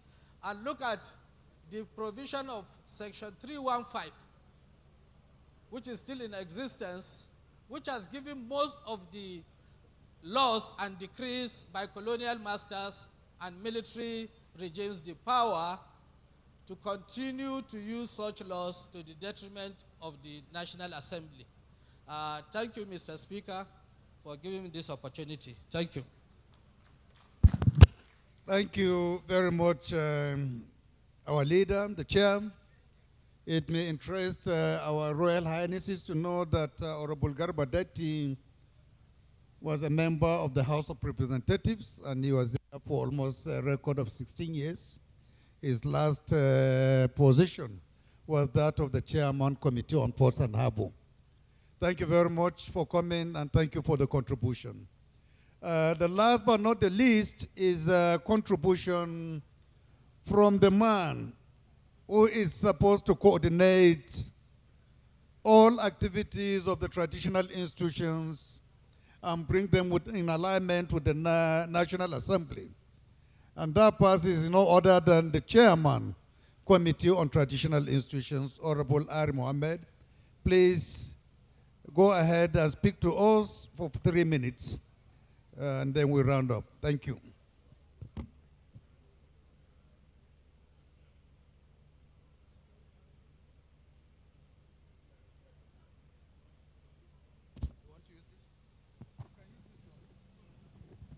Thank you, the chairman of this panel, Yazazo, members of the panel, invited guests. Mr. Chairman, my own is not so much, rather to inform the gathering. Today we're here on the occasion of our open week. What we're here to discuss on the open weeks is on the issues of inclusion, as entitled in the paper. Inclusivity in the governance of today. Mr. Chairman, I want to tell you today that when we talk of the inclusivity, the Speaker of the 10th Assembly and the leadership have made it so clear to us. As such, they created a committee titled Traditional Institutions, in which they give us the responsibility to manage the committee on behalf of the 360 members of the House of Representatives. Mr. Chair, permit me to go through Order 20, Rule 133, in which we give the mandate, one among others. If I might read, one, he said, this committee are here to develop policies that will advance the role of traditional institutions in maintaining national stability, peace, unity in the country. It's one of the key functions that's derived from the standing rule to the Committee on Traditional Institutions. Number two, Mr. Chairman, you said to engage with the traditional institution in promoting government policies, good governance, and tradition and national development. Number three, you made mention that liaise with the National Council of Traditional Institutions in community engagement in maintaining cordial citizen relationship with the federal government of Nigeria. Mr. Chair, the Speaker of the 10th National Assembly has made it clear to every one of us, where is it not being capped? Is it the area of education, or the area of security, or the areas of health that the traditional class are not involved? I recall one of my discussions, Mr. Chairman, what I had with the Speaker of the 10th Assembly, Right Honorable Tajuddin Yazazo. He made mention, the Chairman, House Committee on Traditional Institutions, do you have a look that this traditional house will have enough number of the resource personnel where when they are on their own responsibility, sometimes they are in their office, they resign simply because they want to give the best of theirs. Among them, there are professors. Among them, there are retired military generals. There are retired, what I call them, Supreme Court of Justice, and many to mention. The resource personnel, we have them abundant in the traditional institutional class, in which it requires of them, their experience should be brought on board. When you are talking about inclusivity, bringing them on board as the Speaker of the 10th Assembly, making it now, definitely this is what we mean by inclusivity, where the government of the day, we have it so clear, so open, so easy to run their own affairs, where the traditional class will be part and parcel of the government business of the day. Mr. Speaker, Mr. Chairman, at this point, this is where I want to stop and call on the member of the public that they should be rest assured the Speaker of the 10th Assembly is willing, capable, and ready to give lasting solution to the issue that affect the traditional class. Thank you very much for listening. Thank you, Honorable Larry, for your contributions. Distinguished ladies and gentlemen, we have heard from the panel You have heard them all. You have heard what they have said. This is a moment you have been waiting for. Moment to contribute, moment to ask questions on the traditional institutions in Nigeria way forward. So please, honorables, while I encourage you to ask as many questions as you can, please avoid protocol when you want to ask. Go straight to your question and be just specific and precise. And your question should also be directed to a particular person. Let not just be a general question. If you are asking, you say, I'm referring my question to Mr. XYZ, so that that person will take note and respond accordingly. So we'll start our questions from my left side, after which we'll come to the other side. So please, if you have your questions, get them ready and present as you are recognized in due course. I will start with the right honorable gentleman there. I believe you must be from the South. I don't have his name, but please allow him to speak to us. Thank you, sir. Thank you, Mr. Speaker. Thank you, our traditional rulers and fathers. My question will go to the issue of and other traditional rulers. I wanted to know if you do have a place in your leadership that accommodates people with disability. And if you do you understand their needs? And what would you do going forward to enhance inclusivity in your governance structure? Thank you. Thank you, my brother. I think each question that is directed, we expect the person that the question is targeted to just take notes, so that as we finish taking the questions, we allow them to answer one after the other. So I take more questions from this side. I know some leaders are anti-establishment. They have no history of established relationship with the traditional institutions, but I don't know today, after the traditional rulers have spoken, whether we have new converts. But before they make up their mind to say one or two things, let me recognize the lady here to ask a question, please.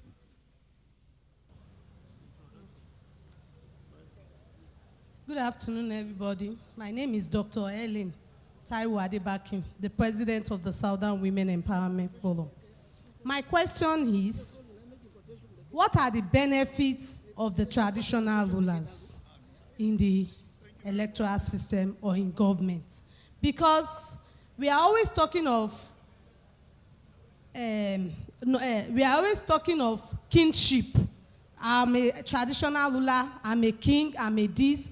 But at the end of the day, when they get to that seat, they don't have any benefits to gain. And people in the community look up to them for survival most times.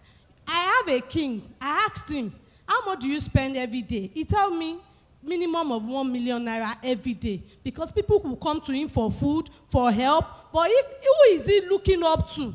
What are the benefits they have? Because at the end of the day, you will see the traditional rulers looking up to the land of their forefathers or the people in the community to sell in order to survive and meet up standard. So please, it would be good if it's been outlined. This is the benefit of a traditional ruler when you are being acknowledged or when you are being given the title as a traditional ruler. Thank you very much. Thank you. I believe your own is just a general comment, right? It's not targeted to any specific person.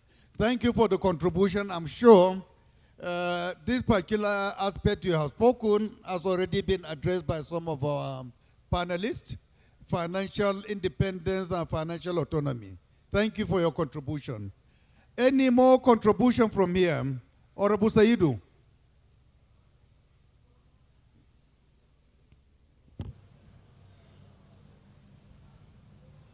Good afternoon, Your Excellency.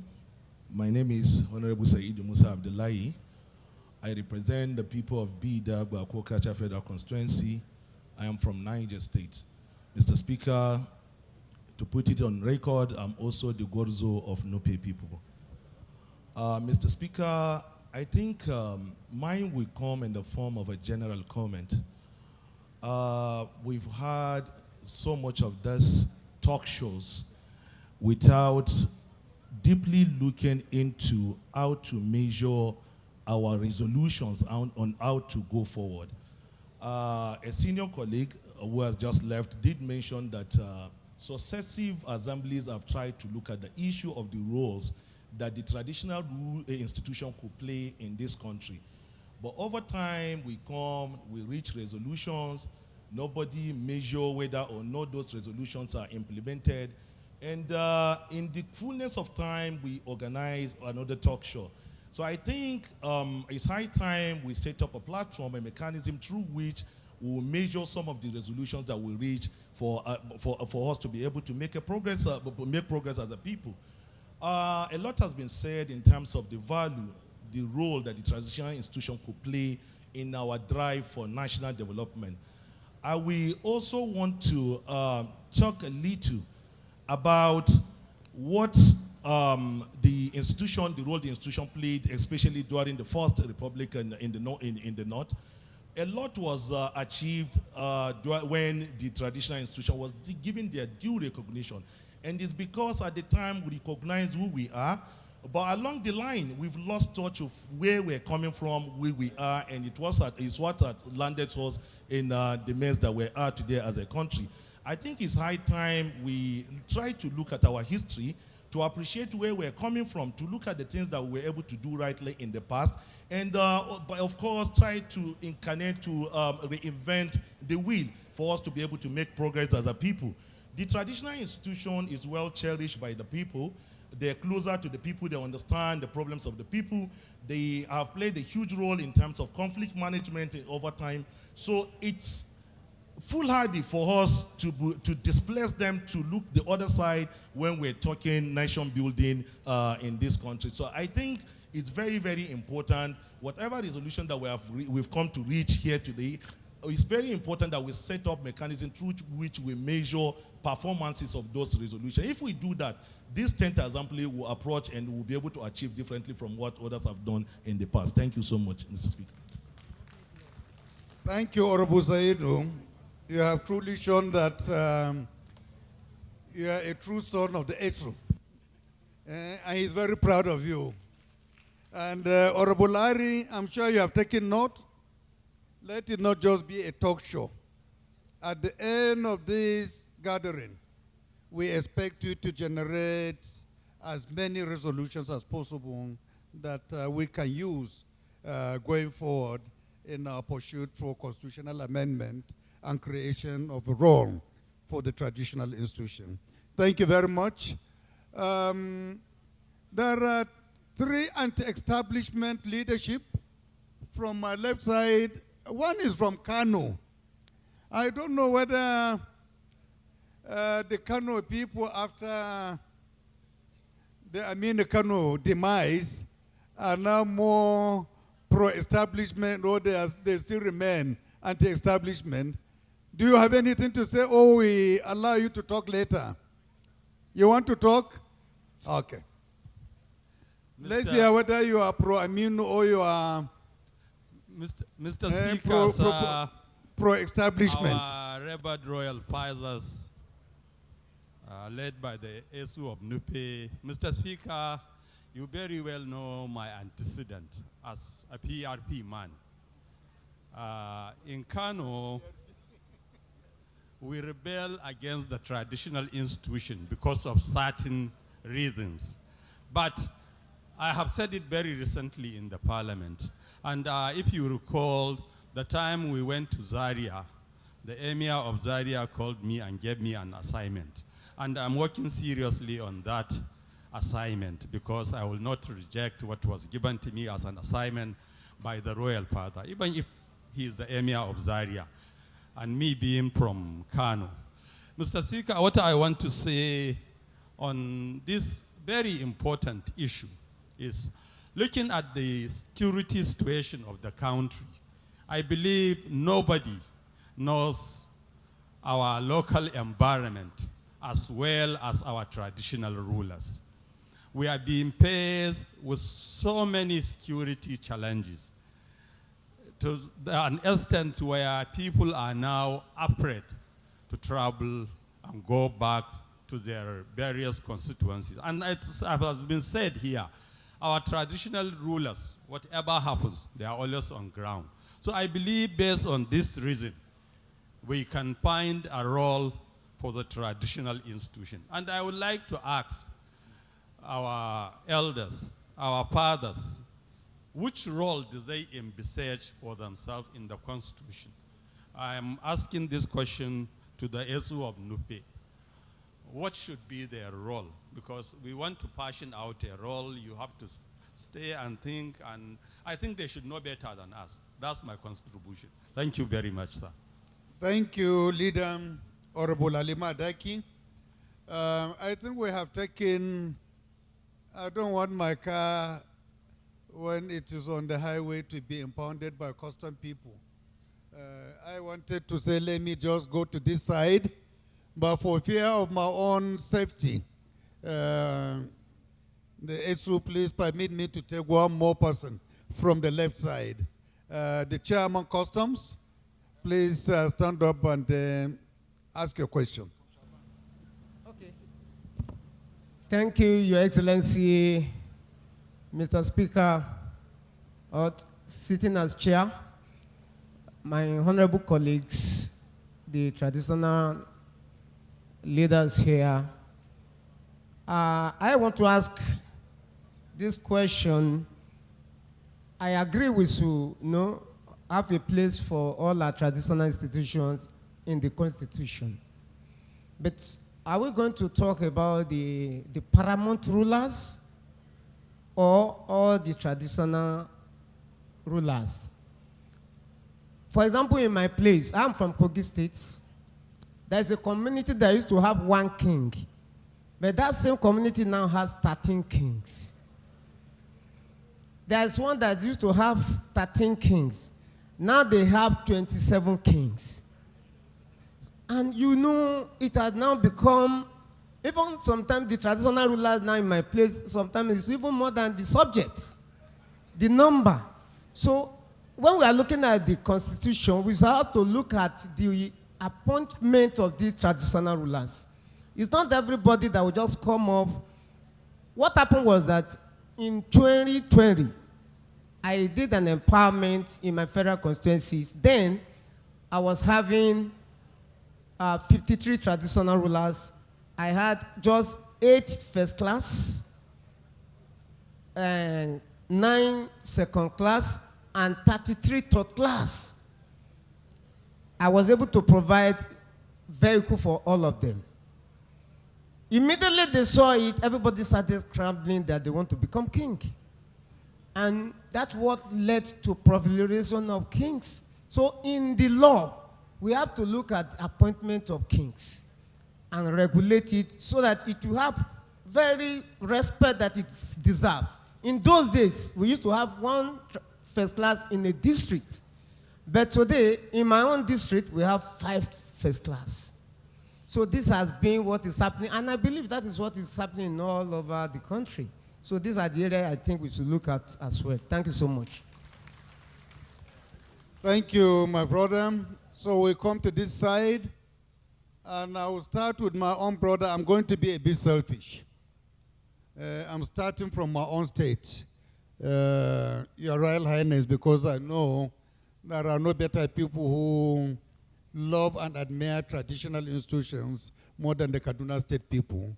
So I start with my brother, Honorable Hussaini Jallo, to start talking. I'm sure those who are not too pro-traditional will be more encouraged after he has spoken. Thank you. You have the floor. Right Honorable Speaker and Chairman of this occasion, my contribution is the traditional institution has already been recognized by the local government reform of 1976. And also traditional rulers are members of the security of the local governments all over the Federation, 774. There are members of security at the state level. They want recognition in the Constitution when already they are recognized by the state and local governments as members of security, and also as institution that is very important in promoting the society, especially security and agriculture. With the kind of security situation facing Nigeria now, traditional institutions are the ones closer to the people. What is wrong? What has gone wrong? Is it the traditional institution has deviated from what is used to be in the past, or there is a problem somewhere? Before, any visitor that is coming to any town or village must have that recognition by traditional ruler. As somebody has said, I think they should better outline what role they want in the Constitution for them to play, different from what they are playing now at both the local government and the state level. Any constitutional amendment that will water down the powers of the states and local government, just like we have passed the local government reform, the judiciary and the state assembly, we must get 2/3 and ensure the state government are not going to do that. Which role exactly does the traditional institution was? I think they should furnish the National Assembly with the kind of roles they want to play. Secondly, another problem in Nigeria is the economy, because we have abandoned agriculture. What advice will you give the federal government on how to revive agriculture so that we can have agricultural reform in Nigeria so that our economy can improve? Thank you very much. Thank you very much for your contribution. Is that my chairman? But are you sure you can say anything here? It's not the chamber where, no amendments here, oh. Please go ahead. Thank you, Mr. Speaker. Thank you, our respected traditional rulers here seated. My question is very simple, and it has to do with the issue of insecurity in Nigeria. So it will be like a very general question. We are aware that every month, governors do get security votes. And to the best of my knowledge, those funds are intended for the security of their states. The question I want to ask is this: to what extent are the traditional rulers involved in the disbursement of that fund? Because pending when the issue of funding the local government, the traditional rulers institution properly will be fully taken care of. In the meantime, what do you think, or how do you think that money coming from the federal government to the state government for security will be properly utilized? Thank you. Your question is targeted on whom? Everybody, all the traditional you rulers. have to be specific. Because choose one. Insecurity is everywhere in this country. It's not only in the southeast where the I come rule from. is that question must be targeted to a specific person. Okay. Unless if it is just a general comment you are making. From which is noted. the gentleman or the traditional ruler to my far left. Thank you. The Pandev, right? Yes. Is it? Okay. Thank you very much. Honorable Patoba.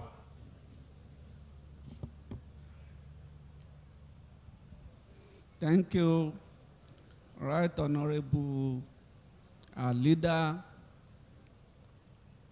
Honorable Tajuddin Abbas Yan Salazar. Permit me to stand by Agbakin of Iselam.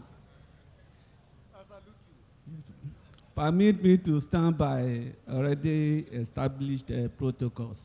My own contribution are in two parts. One question, then the other one contributions. On the contribution aspect of it, one of the guest speakers mentioned that on the politics and the relationship with traditional rulers.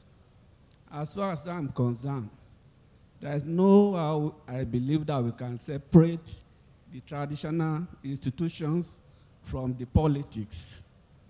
But as a royal father, I believe that they are all fathers to all politicians. We, the politicians, will always go to them for their blessings and their support during an election.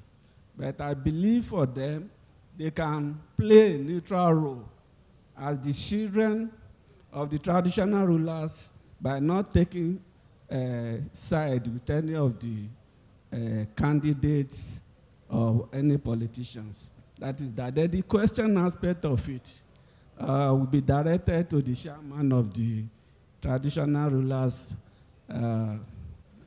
our royal father, Esut of Nope. The question has to do with the ongoing amendment under the leadership of our able speaker. In the 8th and 9th Assembly, there were amendments to our constitutions. But when these amendments are passed at the National Assembly level, but getting to the states, we realize that nothing is being done, and the thing will just be dropped aside. But the ongoing one, the one that the 10th Assembly is embarking on now, what is the assurance that our royal fathers are going to engage all the state assembly members, because none of them emerge without your blessings? How are you going to engage them to ensure that whatever that is being transmitted from the National Assembly are looked into and passed? Thank you.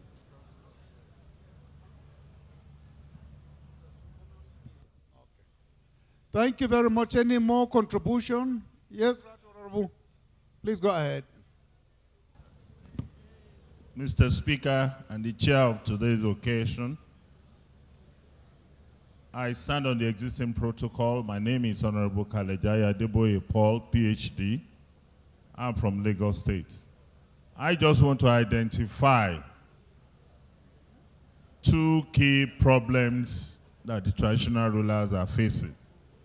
And I will narrow down so that if they can approach those two issues, we'll get there. They will no longer call for recognition because their role will have been defined in terms of their contributions. First is targeted at the governors.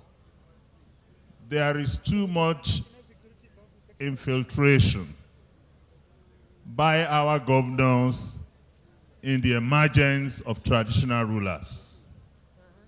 Gone are the days when traditional rulers emerge through consultations of the oracle.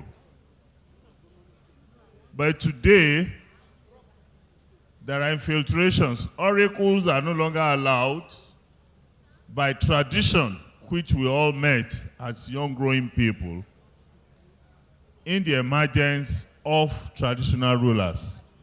So traditional rulers are appointed from the governors. So they must understand the source of their problem. The second source of the problem is the fact that the powers that traditional rulers wield is domiciled in their incubation time, the time they go to, Yorubas call it Ikpebi, when they go and undergo traditional rituals, and they are equipped and, well furnished in terms of protection.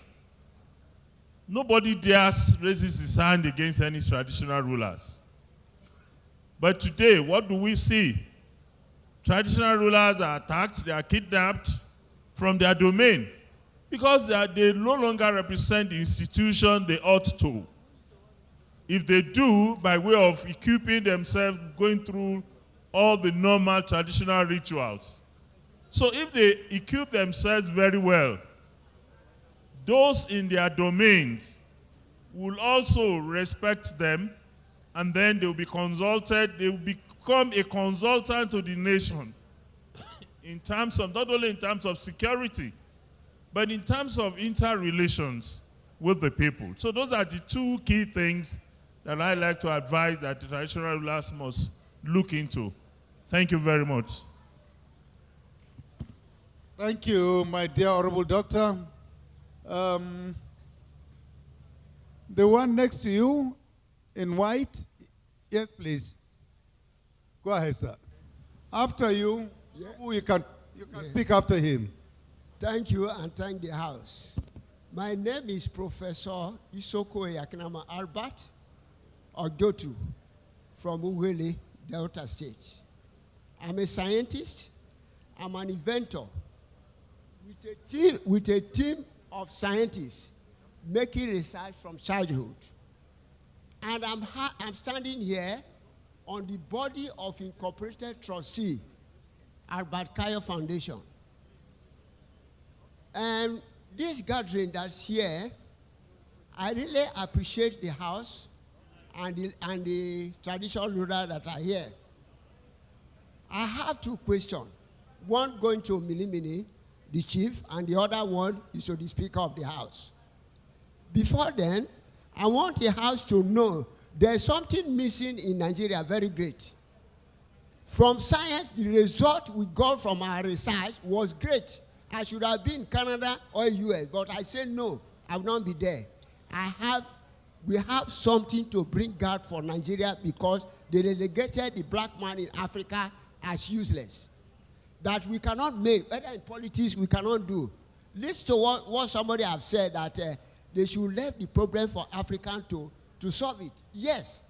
From here today, what is happening here, from the first National Assembly to now, I've given the Speaker of the House and the House of Representatives 80% of progress. Meaning that Nigeria's democracy is excelling and is moving forward.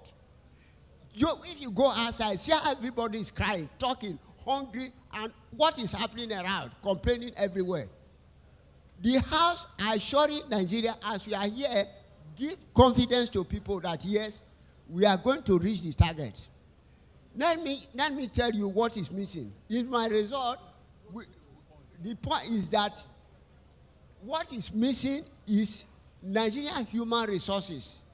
The benefit, the resources from there is more than what is, that from here is more than that. So the question is, after this assembly, will the House? Thank you, Prof. Thank you for your contribution. We are grateful. Honorable, please go ahead. You'll be the last to recognize, after which our visitor, the Senator Remy Okoriboye, who is representing Afinifere, will also be given 2 minutes to address us. So after you, thank you. Senator, please, if he's around, I don't know where he's sitting, stand up for recognition, sir. Thank you. You're welcome, sir. So after him, we'll give you 2-3 minutes to speak to us, sir. Thank you. Thank you, Mr. Speaker.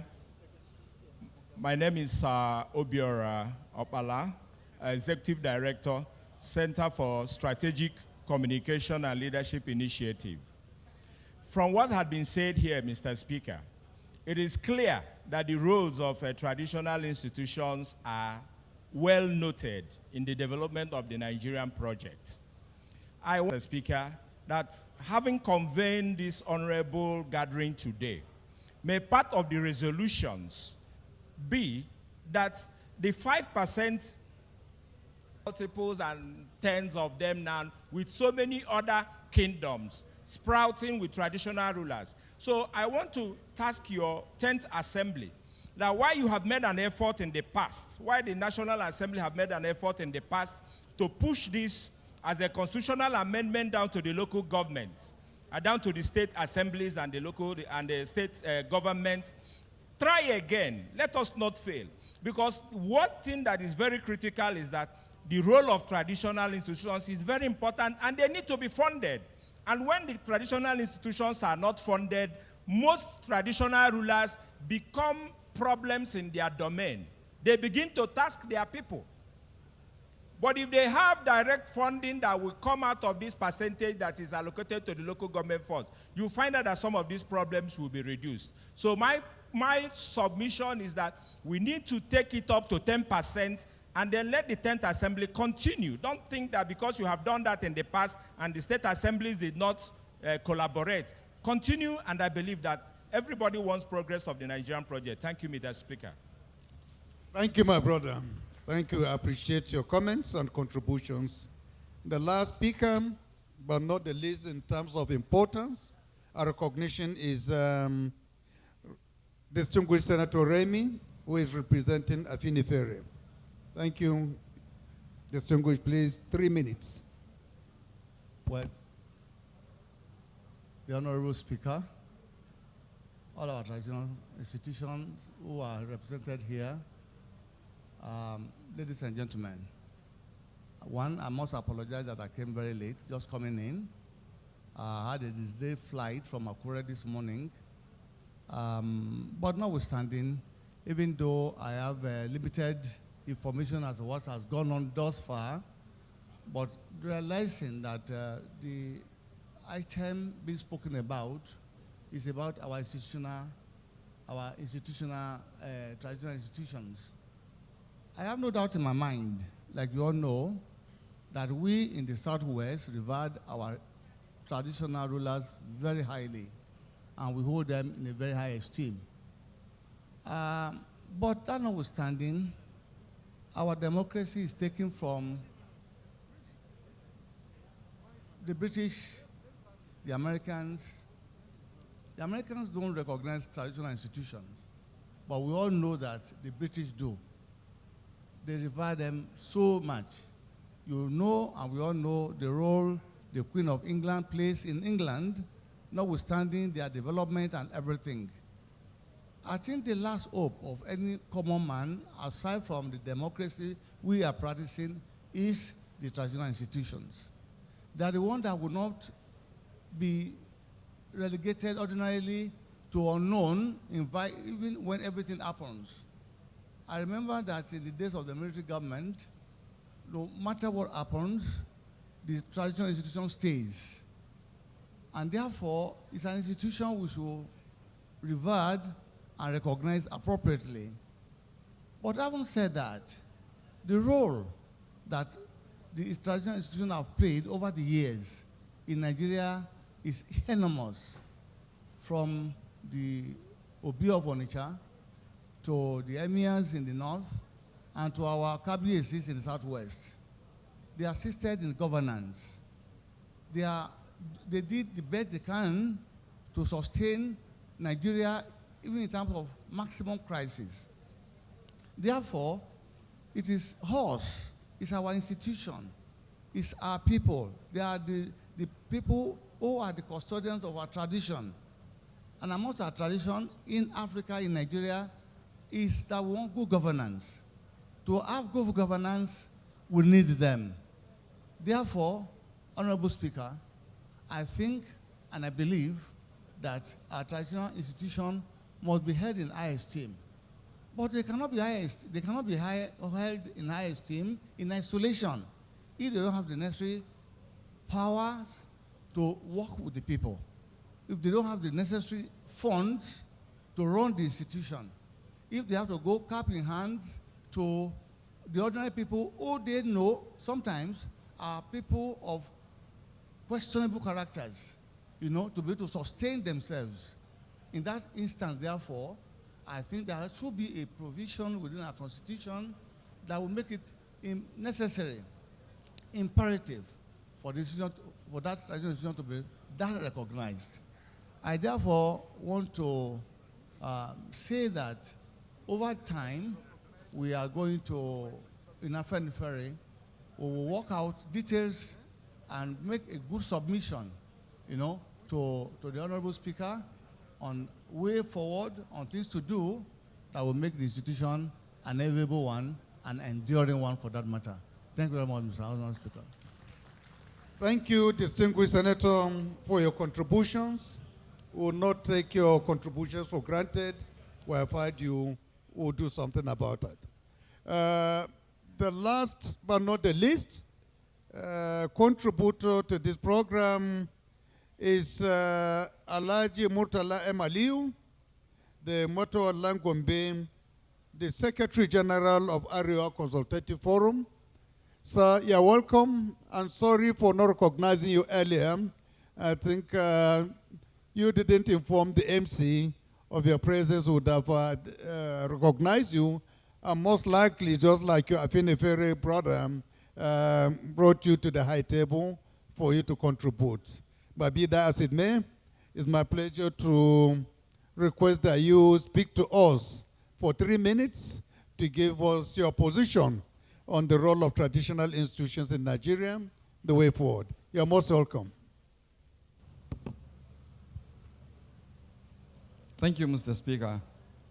Actually, I think I was here too early enough. That's why I missed in the crowd. I came here at 9:30, and I had my breakfast at the Speaker's office. So thank you, Mr. Speaker. I think most of the things have been said by the panelists. But I think one aspect that we need to add or two is the issue of our own unity. The traditional rulers actually, apart from symbolizing our unity, also contribute in bringing us together. Mr. Speaker, about a year ago, I was at Igbarauke, as the guest of Francis. Went there with Tijani Bande when he has made the Omolabia Atata of Igbarauke. And we were, displayed with a show for tradition. Countries make a lot of money in tourism. And when people come here, we display Doba and other traditional forms. So the traditional rulers have a way of also bringing revenue into our country, not just taking from the country. So I think if they are empowered and they are supported, they will strengthen our tourism industry. Secondly, we've been talking about security, but I think another aspect that is missing is the intelligence aspect. Apart from security, substantial information or source of intelligence will come from the traditional institutions. And I think if we empower them, the intelligence will have little problem getting what we require from them, and then the security network can be bettered. And finally, Mr. Speaker, I want to thank the House for making this a serious matter, because for as long as we disregard the traditional institution, which are our bases, which also forms our identity, which also plays significant role, especially in alternative dispute resolution. Alternative dispute resolution. People have more confidence going to the traditional rulers than going to courts. So I think if they are empowered, we'll be fine. Thank you, Mr. Speaker. Thank you very much, sir. Thank you. We appreciate you. I think we have come to the end of the question session. It's now time for members of the panel who have been asked specific questions to respond, and I will start humbly by requesting the ESU of Nupe to open the floor by responding to the questions asked, directed to him in specific.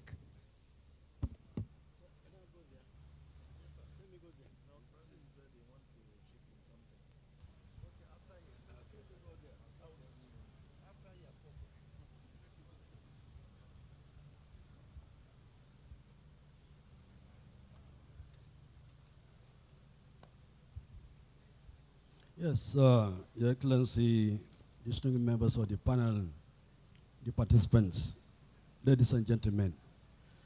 Once again, I must appreciate and commend the efforts of this great house, and also all that have found time to be here with us. God bless you all. I also want to appreciate all the comments, observations, and advice given during this session. We pray Almighty Allah to guide us through. noble objectives. First and foremost, go to the involvement of persons with disability. Actually, I just give you one example from my own domain. I have what you call Sarkin Guragu, Sarkin Makafe, then Sarkin Kuruma, and Sarkin Kutare. So all these title holders, they are meant to organize their people, to blend with all the communities, all the people in the community, and tell us their problems, which we always welcome. So we involve them in our council. There are times that we have to invite all these circuits to come and ask them what are their problems or what do they want us to do for them. So they are physically and ably represented. That's for the traditional institution. It has been like that. We inherited it and we'll continue with it. So we don't leave anybody behind in our communities. They are all involved. So we are rest assured. The other roles, somebody was asking what are the specific roles you want the institution to play in the Constitution.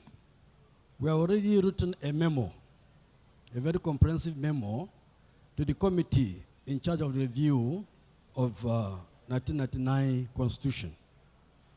I will not read all the contents of that memo, but I want to just highlight some portions for your understanding and consumption, and believe that after this sitting, each and every one of us here will go home and deliberate on this point and give a feedback to the committee that is ongoing.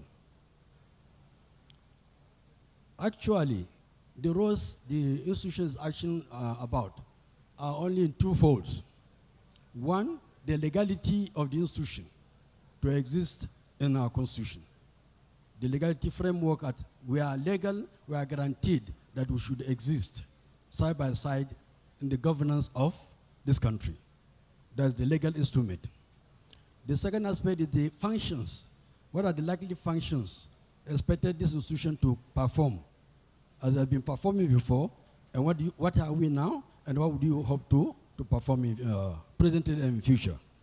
So on that note, I would like to inform this august gathering that in the paper we presented to the committee in charge of review of this 1999 Constitution includes membership at the National Council of State.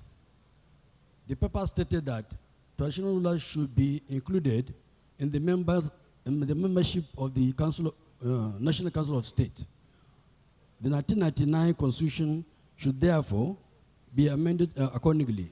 We further recommend that the traditional institution should be represented by 3 traditional rulers from each of geopolitical zones, who shall be the chairman and or members of other state council of chiefs. Such representation is the Council of States shall be left to the to the discretion of each of the 6 political zones. Whoever will attend this Council of States should come from all about 3 of them. If you multiply 3 by 6, you get 18. So we're expecting 18 members of traditional rulers to be a member of Council of States, where you have the governors, retired head of states, chief justice, and all the leaders, the past leaders. Then we are talking of having a structure known as National Council of Traditional Rulers of Nigeria. The membership shall be the President of the Federal Republic of Nigeria, who is going to be the chair of this council.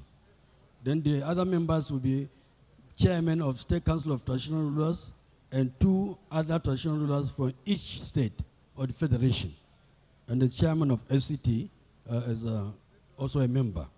Now, what are the functions of this council? 1, giving general advice to the federal government. 2, undertake an evaluation of tradition, customs, and usages with a view to proposing to the government the elimination of those customs and usages that are outmoded, socially harmful, or incompatible with national interest and unity of Nigeria. 3, advising the federal government on proposed development plans for Nigeria as they see them from grassroots perspectives. 4, advising on religious matters. 5,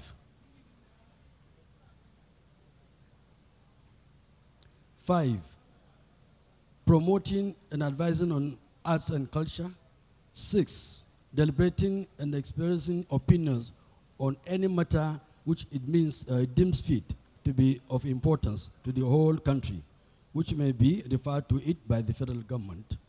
7, assisting in resolving boundary disputes. 8, assisting in the mobilization of human and material resources towards self-reliance and welfare of the people of Nigeria. And 9, carrying out such other functions as the government of the Federation of Federal Republic of Nigeria may refer to it. So these are the functions this national body will be performing to the federal government. Now, at state levels, there shall be a state council of traditional rulers in each state or the federation in Abuja, which shall preside over by a traditional ruler appointed in the manner prescribed by law of the state or FCT, and shall perform the following functions. 1, giving general advice to the state government. 2, advising the state government on proposed developments. 3, advising on religious matters. 4, promoting and advising on arts and culture, chieftaincy matters, creation of new chieftaincies or upgrading of any chief, or making laws for security and dignity of traditional rulers and affecting the structure and stability of traditional institutions. Okay. So those are the items that actually listed. The functions, the legal instrument and the functions of this institution is guaranteed by this memo that were presented to National Assembly, that the constitution that is handling the amendment of the 1999 constitution. So in this note, I think most of the questions being asked are already covered in our memo, and actually gone through. We're going to distribute these copies to our distinguished panelists here, and also other members to go through and see what they can contribute towards enhancing our involvement in Nigeria's constitution. As I said earlier, we only have 2 points that we're arguing about: legality of this institution, and 2, the function the institutions are expected to perform at all times. Thank you, and God bless you.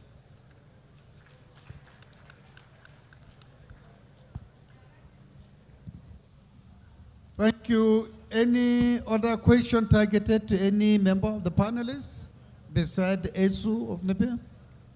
Yes, Your Royal Highness, I think you wanted to speak, right? Please go ahead.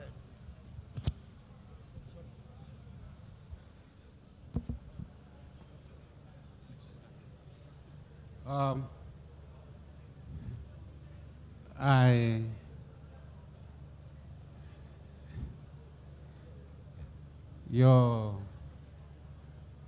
Excellency, my chairman, Sunupe, I'm here just to compliment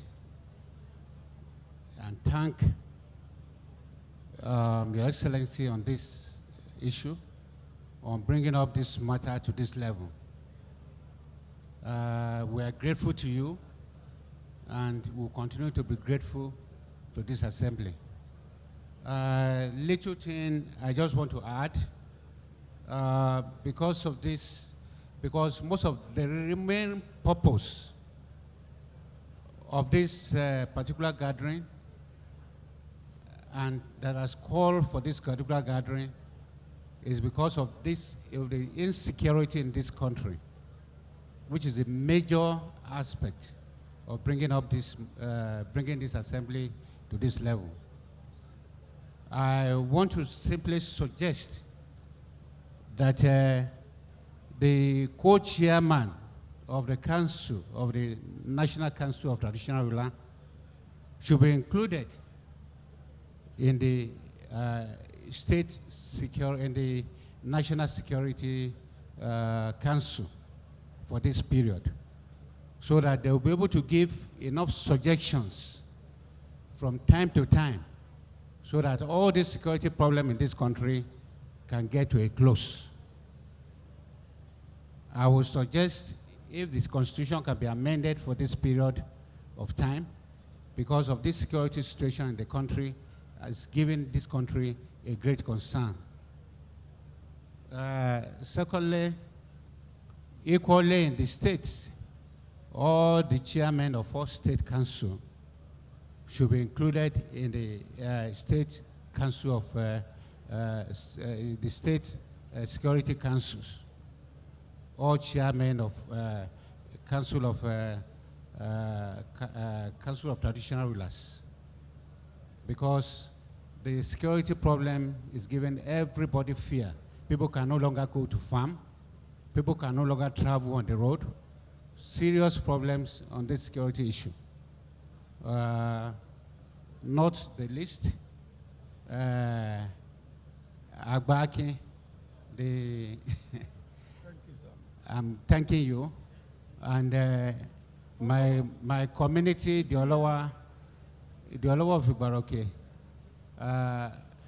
will be offering you Bamofi of Ibaroke Kingdom. Okay. So a letter to that effect will be sent from my kingdom to you very soon. Thank you very much.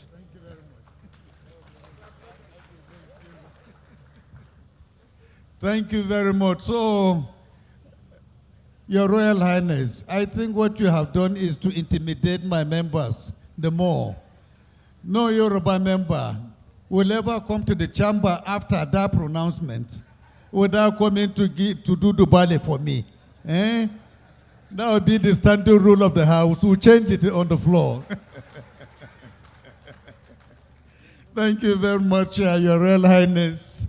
Thank you, distinguished honorable colleagues. I think we have, we have one more royal father to answer question raised by one of our members. After him, we'll draw the curtain for the day. Thank you very much. All protocol duly observed. As I've introduced earlier on, I'm Chief Sir Obiwemi Ominimini, PhD, in the Agbarato Kingdom, representing Pandev. On the issue of security vote and traditional rulers, frankly speaking, in all the states of the Federation, there are security votes being collected by the governors.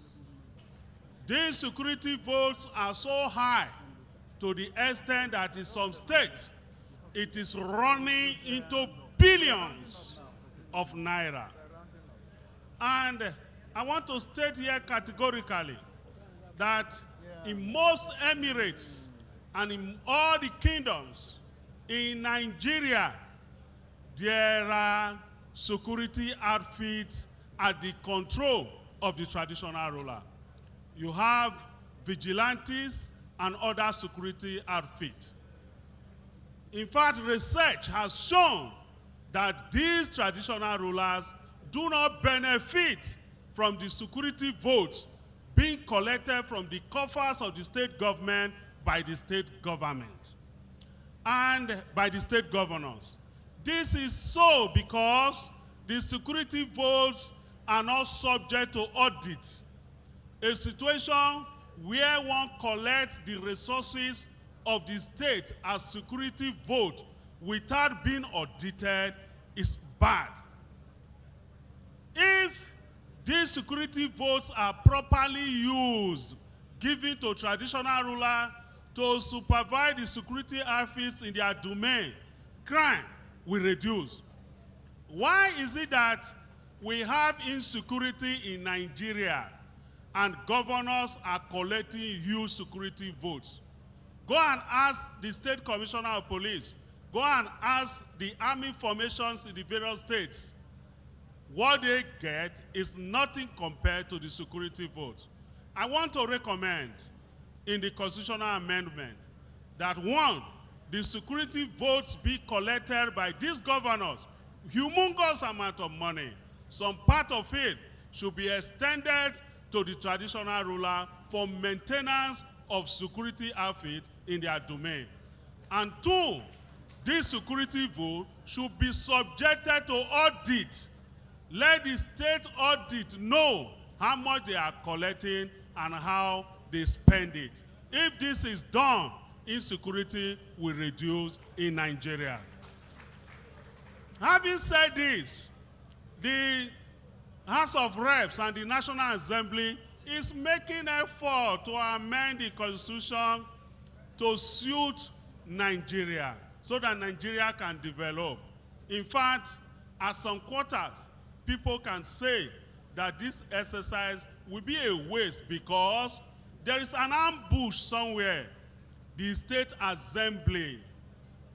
I do not want to agree with people that it's a rubber stamp, but I want to say empirically that the State Assembly, they are unlike the National Assembly, where the majority have their way, the minority have their say.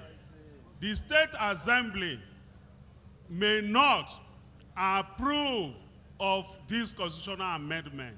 Therefore, Afenifere, Pandef, Ohaneze Ndigbo, Arewa Consultative Forum should go back to the various regions and engage the members of the State Assembly. Otherwise, whatever the governors tell them to do, they will do, and they will kill this constitutional amendment. Therefore, go back to the various zones and engage the members of the State House of Assembly. Let them know that they are elected by the people and not elected by the governors.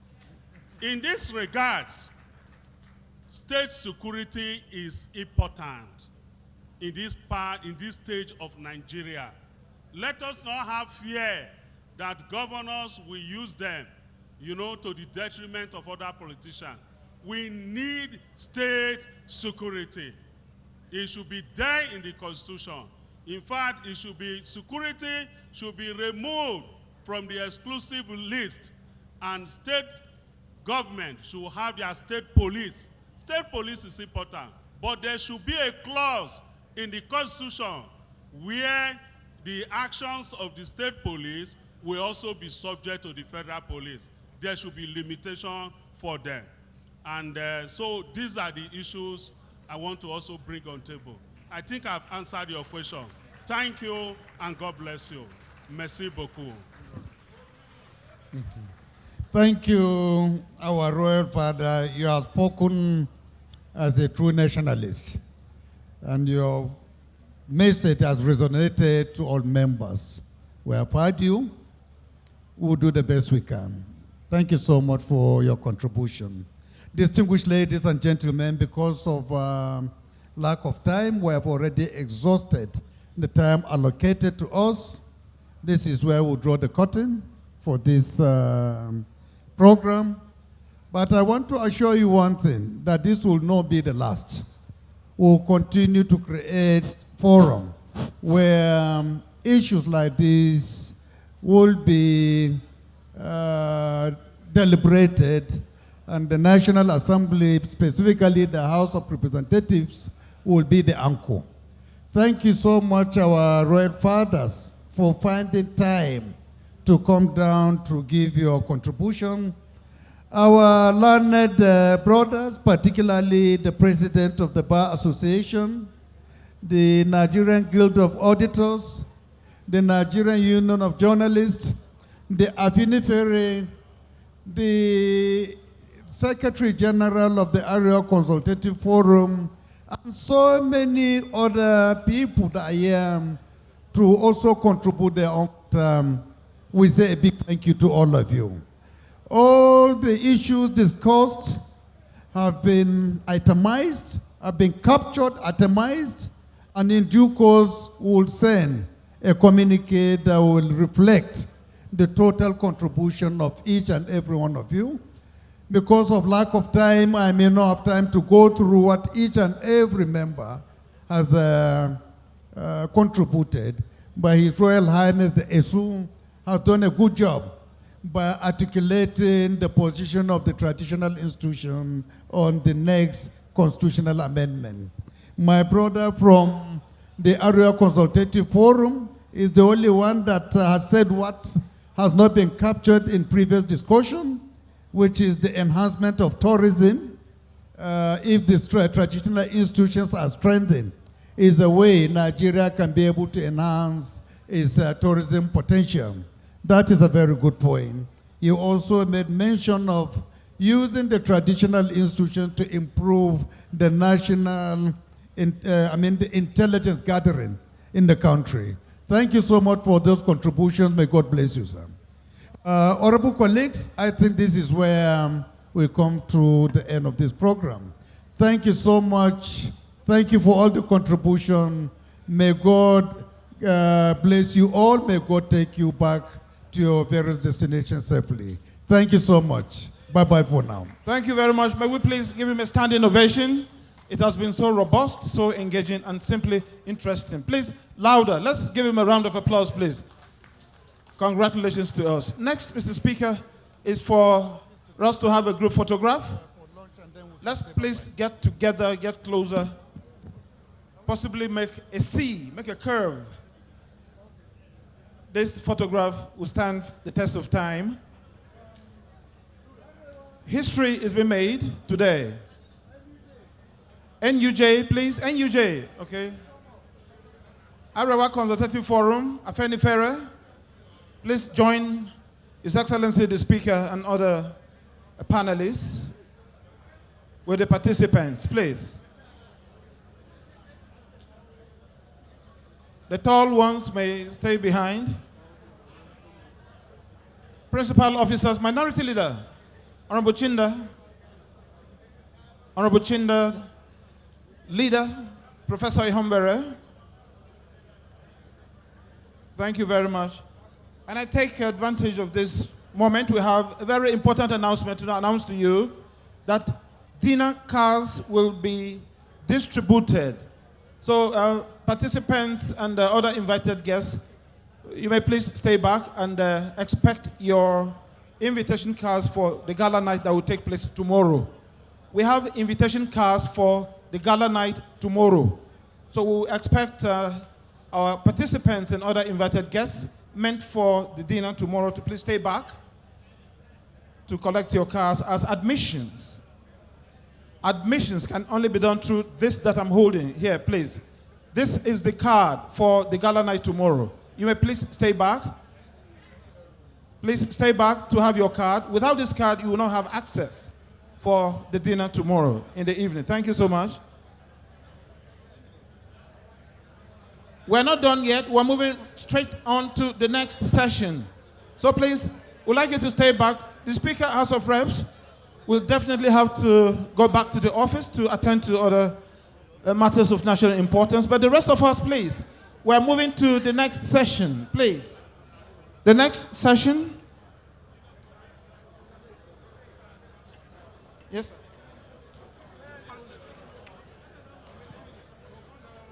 We're moving to the next session, interactive session on political participation and gender mainstreaming. Please do not go. The Speaker alone will be back to his office to attend to other matters. But the rest of us, please, will have to stay back. We'll need to stay back for the next session, which commences immediately.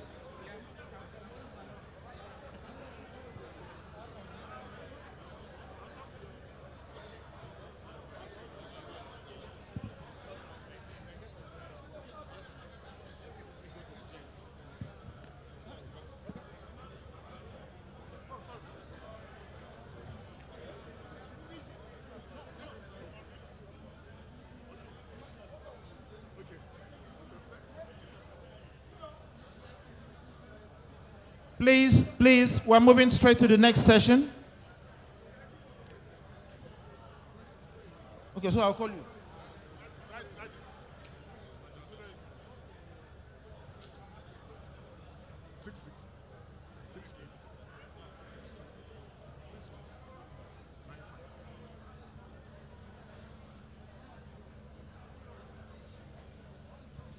Please, we're moving on to the next session as I invite the chairman for the next session, and that's Honorable Tolutope Akande Sadipe. The chairman for the next session is Honorable Tolutope Akande Sadipe, Chairman, Committee on Ethics and Privileges. Please, let's put our hands together for the chairman of the next session, which is interactive session on political participation and gender mainstreaming. Please, my honorable, please. Honorable Tolutope Akande Sadipe, Chairman, Committee on Ethics and Privileges. Also like to invite to the high table Honorable Fatima Talba, Chairman, Committee on Women in Parliament. Honorable Fatima Talba, Chairman, Committee on Women in Parliament. Please, to the high table, please.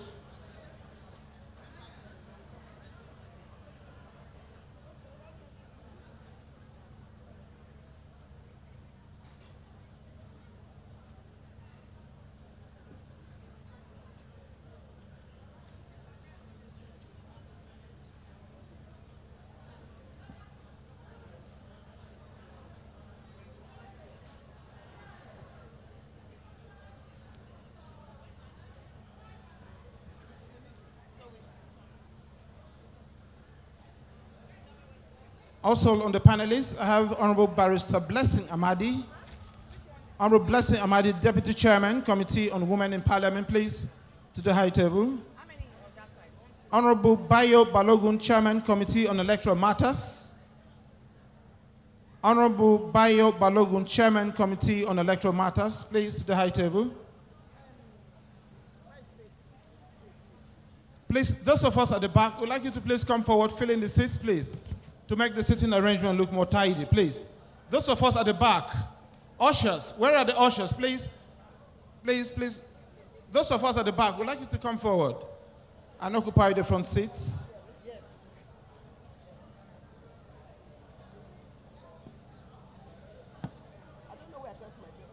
We also like to invite the President of Southern Women Empowerment Forum, Dr. Helen Taiwo Adebakin, PhD. Helen Taiwo Adebakin, PhD. Please, to the high table.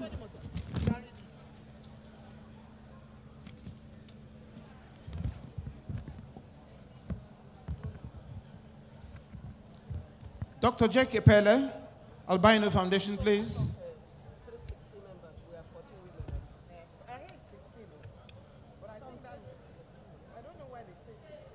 Dr. Jake Epele.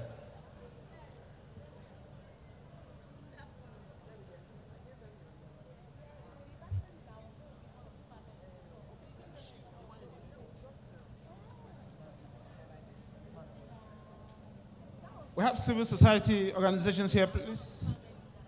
Civil society organizations, please. You may indicate by raising up your hand.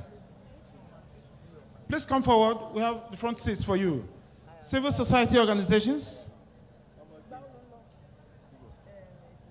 Development partners.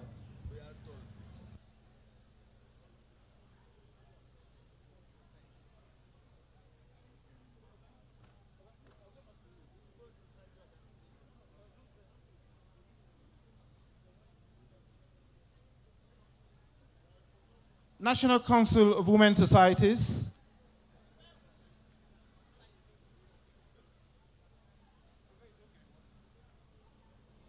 National Council of Women Society.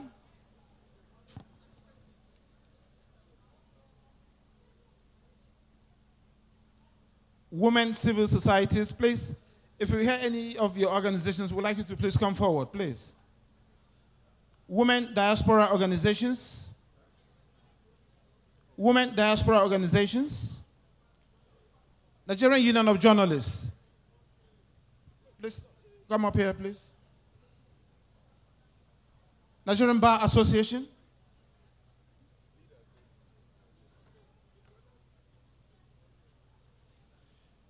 Thank you so very much. Thank you.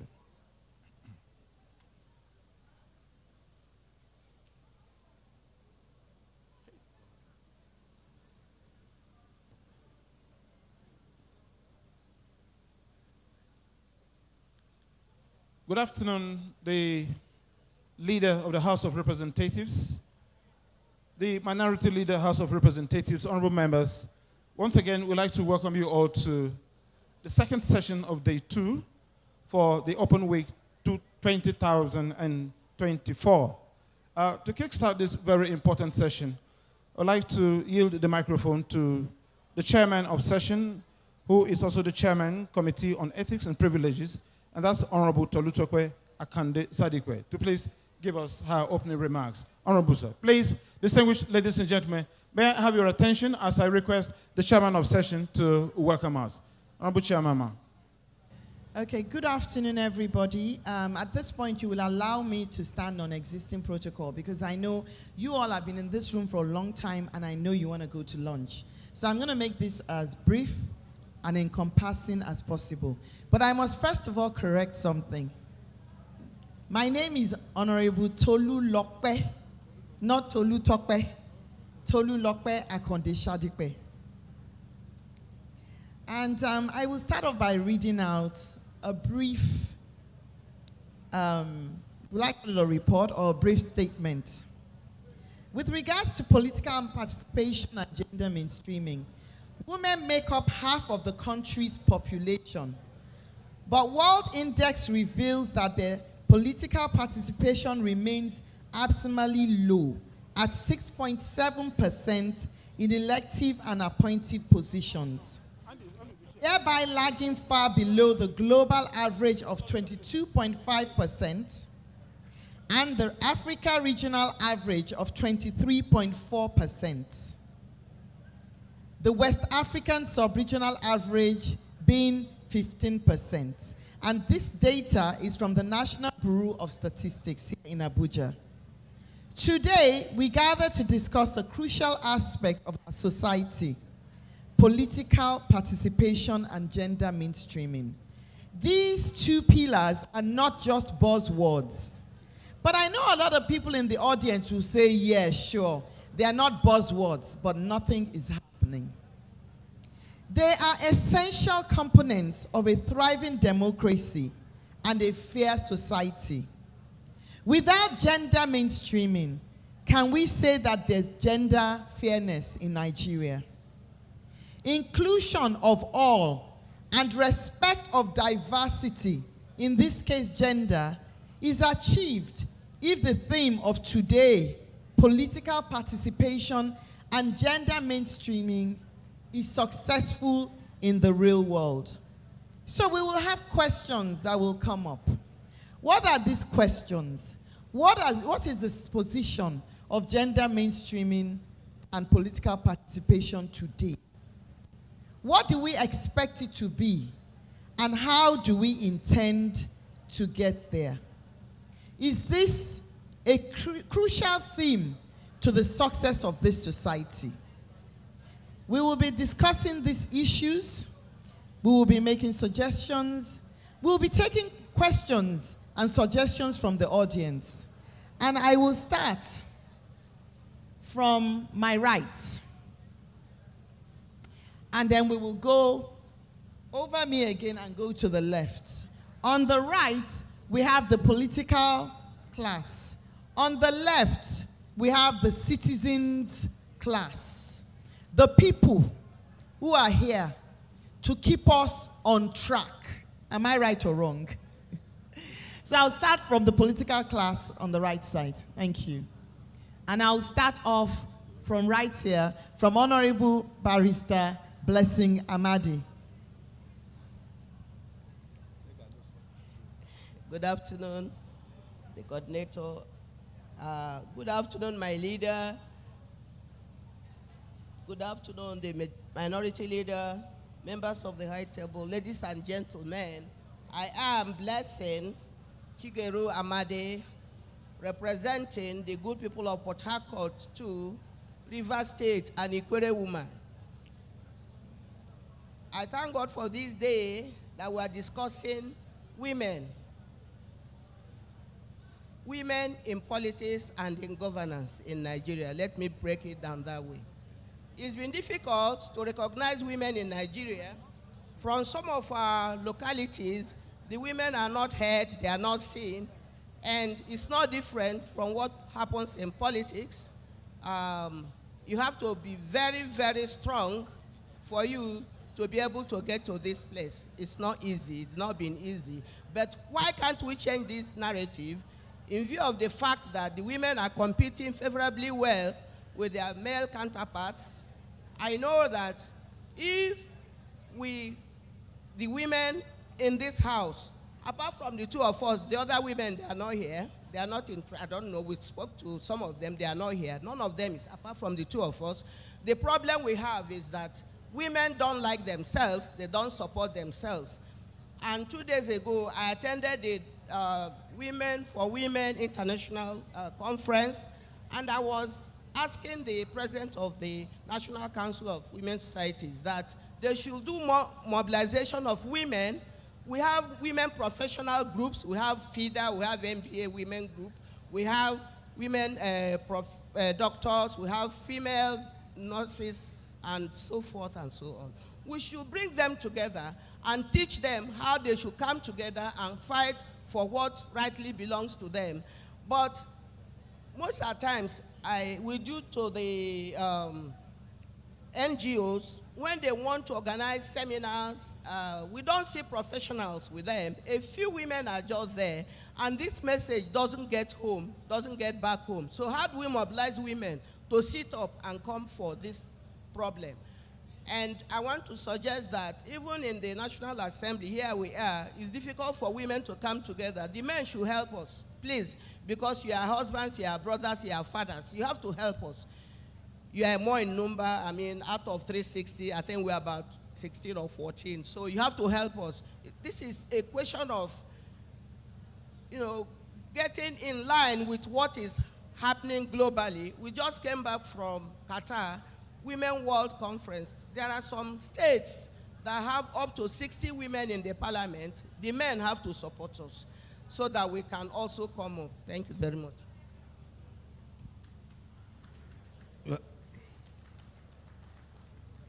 The leader of the House, the minority leader, colleagues, other panelists, ladies and gentlemen.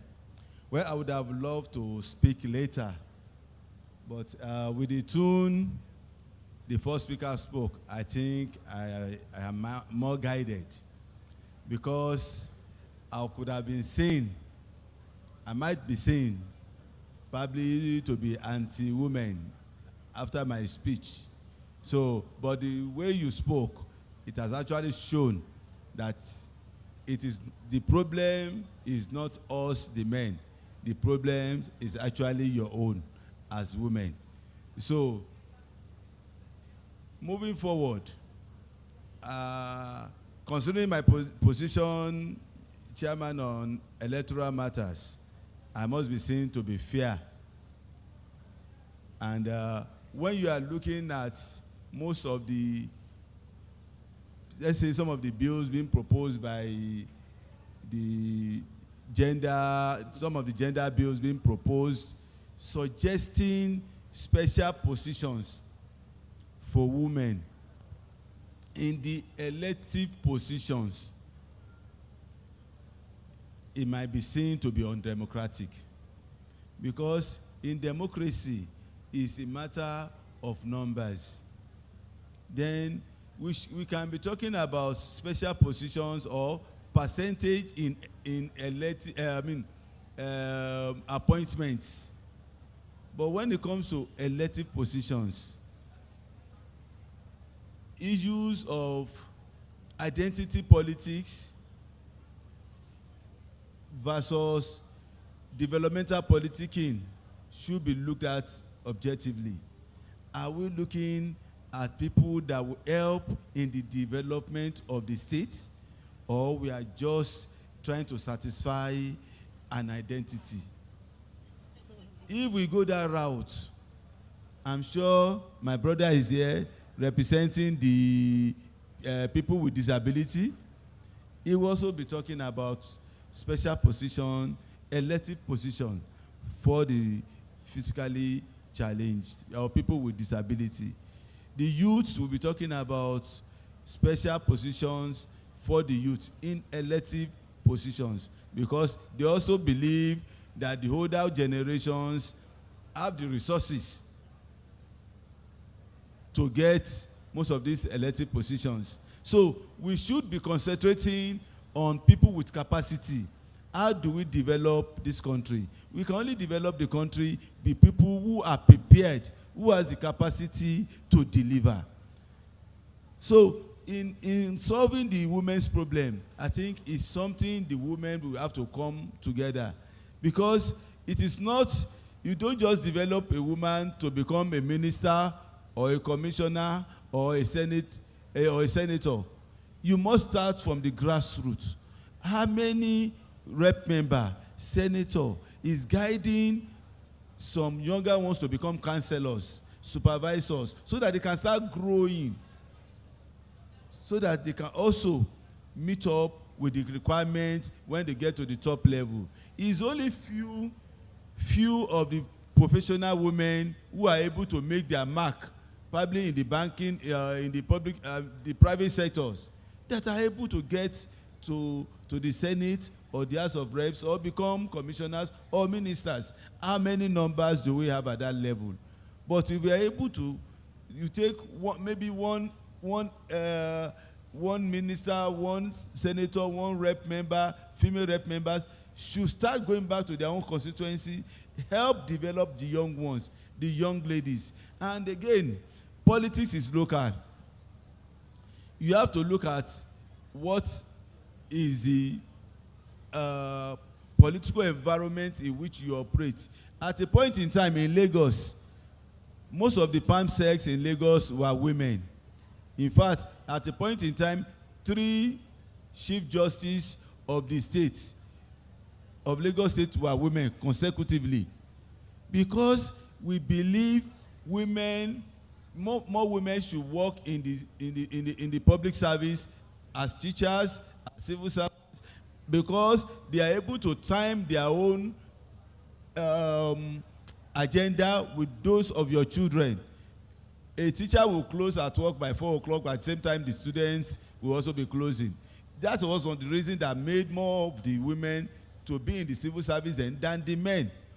But if things are changing, it will change gradually. We cannot force some of these things. So I want to appeal to our female folks, do more of this sensitization within yourself, help build more professional women that can be able to take up some of these elective positions. It cannot be forced down. It cannot be legislated. It will be undemocratic. But we can work on the percentage of appointments. So those are the areas I feel we can do as a house.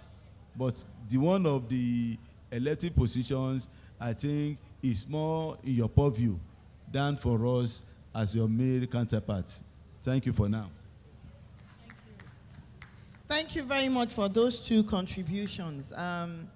In view of those contributions, I need to stir the mindset of the crowd in a particular way.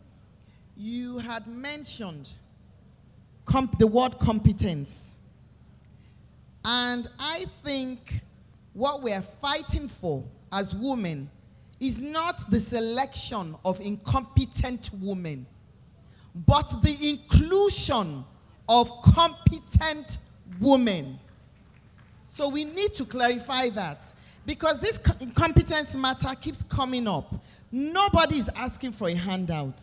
We're asking for inclusion and the word competence. Now that takes me to the issue of disabilities before I pass it on to the other side. When we ask for mainstreaming, mainstreaming includes various aspects. The title of this event was Mainstreaming and Political Inclusion with regards to gender.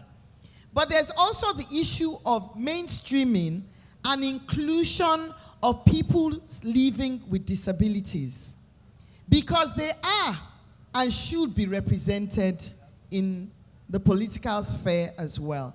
So as we discuss, I would like the audience to take note and take cognizance of that too. Thank you. Then I will start from this side, and I think I'll start from closest to me again, and we'll go down. Thank you. And please, let's do 2 minutes each. Thank you. Thank you very much, ma'am. I'm glad to be here today, and I must commend the speaker and Honorable Shadipe for counting me worthy to be part of the panelists today. My name is Dr. Helen Taiwo Adebakin, the president of the Southern Women Forum. First of all, before I go into the answer of the question, I must first of all disagree with the honorable member from Rivers State concerning she was saying something about women not supporting each other. I'm here as the president of the Southern Women, and I can assure you that I have so many of my women seated here with me to support me for this program, and they are here seated with me. So to me, we women, we support each other. In terms of empowerment, our forum, we empower women, minimum of 500 women every month. And we make sure we take it to the various grassroots. We attach so many NGOs to us that really help us to make sure it gets to communities. To me, I feel the question is to be thrown to every one of us here as men and women. That if you are in any position, you need to go down there and bring somebody up. With 50,000, you can empower a fellow woman like you to be productive to her family. With 100,000, you can empower a fellow woman like you to become useful to the nation. There's an adage that says if you empower a woman, you empower a nation. In a family, the mother takes care of her husband, she takes care of her children, both male and female. Why can't we stand up among ourselves as women and come up to empower each other? Among us in the forum, we have captains of industry, we have the bank manager of Union Bank seated here, we have bank manager, the manager of Total Energy seated here. Also in my forum, I looked out for competent women that are already made to empower fellow women. And that's why we have been moving up. Every month, we make it responsibility to ourselves. By this time next week, we will be in Enugu State to empower 500 women. In August, we will be in Oyo to empower 500 women. In September, we will be in Delta State to empower 500 women. We will continue going from one state to another to empower women, because we can't only wait for the government alone to assist us. We have capable women that are working in high-profile industry that has the source and the resources to help one another. Let us come together and support each other. And also, she made mention of men also not giving support to women. I want you to know, in our forum, men has also been supporting us. The most support I get is men. They will come and tell you, what do you want? We'll give you. But the only problem is that we usually think that you women don't like yourself. Then I will always change the narrative, telling them that we women, we love ourselves. We have come to make a difference. So thank you on that. So let me quickly go to the inclusiveness. Sorry, I have a short this thing to speak on so that it's going to be this thing. So, sorry. I am honored to speak to you today about gender mainstreaming, a critical approach in achieving gender equality and empowerment of all individuals, regardless of gender. Gender mainstreaming involves integrating a gender perspectives into all stages of policy development, implementation, and evaluation. It is not just a strategy, but a transformative process aimed at ensuring that both women and men benefit equally from policies and resources. Gender mainstreaming acknowledges that our society are diverse and that traditional gender roles have historically led inequalities. By systematically considering the different needs, constraints, and aspirations of all gender, we work towards a more inclusive and equitable world. Firstly, gender mainstreaming promotes fairness. It ensures that women's voices are heard and addressed in all policies areas, from education and healthcare to economy and politics. By identifying and addressing barriers, we pave the way for equality, opportunities, and outcome. Secondly, the last one, it enhances the effectiveness of policies. Gender-sensitive policies are more comprehensive and reflective of societal needs. For instance, in the workplace, recognizing the specific challenge faced by women, such as gender pay gap or workplace harassment, help create more supportive and productive environment. Thank you very much. Thank you for that. We women want to be heard. That's why. I'll pass it down that way. But before I do that, I must touch on something very quickly. The issue of affirmative action in political parties. It's very, very key, and I want you all to think of that as well as I'm passing the mic down. If there's affirmative action in the parties, you will see more women in politics.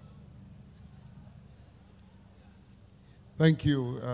It's an honor to be here. I want to use this opportunity to commend His Excellency, the Right Honorable Speaker, for his passion for, and I must also commend two people in his workforce, Dr. Ernest and Dr. Jerry. And I'm saying that because of the leadership skills that they have shown by being adaptable to accommodate inclusivity, even in the shortest possible time. With that said, because of time, knowing me and who I am doesn't really matter. But what matters to me is inclusion of persons with disability. While I'll give you a few points on how we can have persons with disability included in the political system, let me totally disagree about the issue of incompetence of anybody. It doesn't matter whether it's a woman or a man. There is no incompetent individual. There is incompetent society that doesn't have competent structure and competent system that makes individual competent. No woman is incompetent. Not one. I've never seen one. My wife runs my home better than I run my home. You can't tell me that that woman is incompetent. We have incompetent society who keep tolerating languages that demeans us, languages that disempower us, and that's why we are today. There are women that are leading nations. So the issue is not about the gender of the person, it's the society that does not want to include individuals like that to express themselves. Think of where I would have been today. I sit here, I am a United Nations ambassador for albinism. So if somebody had looked at my color and said I'm incompetent, I wouldn't be where I am. I'm the human rights defender for France and Germany. When you look at my color, would you say that that is incompetent? No. Incompetence is in the person. Incompetence is in the person when that person is allowed to express himself. Now, let me give you a few points and I'm done. Madam, I stand and say, I totally disagree with you. There should be affirmative action. You're not giving it because the woman is not incompetent or the woman cannot compete favorably. The environment does not allow her to compete favorably. That is the truth. She doesn't have the money you have. She doesn't have the network you have. She is not able to stay and make decisions by 4 a.m. that will change the political equation. She is looking out for her children at home, her husband she has to take care of, and the society at large. And so affirmative action, if we understand it in context, does not mean that you're giving an incompetent person an opportunity to be elected. No, you're just saying that this person doesn't have the access that she deserves to have or he deserves to have in order to be given an opportunity. So please, let's not take ourselves backward. The world is going forward, recognizing issues around diversity and inclusivity, giving the woman the opportunity, not because she's a weaker sex, but because she needs to be given the platform to express herself as a person created by God. With that said, for persons with disability, you have left us behind for too long. And now you either give us the opportunity or we will take it by force. That said, what can we do to mainstream disability? Number one, political awareness. When we started pushing for political participation of persons with disability, only 5 people contested. After 2 years of our project and the project of others, we have 65 people contested. If you want to take the destiny of a man, deny that person, or a man or a woman, deny that person information. So we need to increase the velocity of voter education, political education, creating leaders, political leaders, giving them the space and the opportunity to express themselves. Number 2, we need to build the legislative and legal system that promotes inclusivity. We need to invest in laws that will give the persons with disability to express themselves.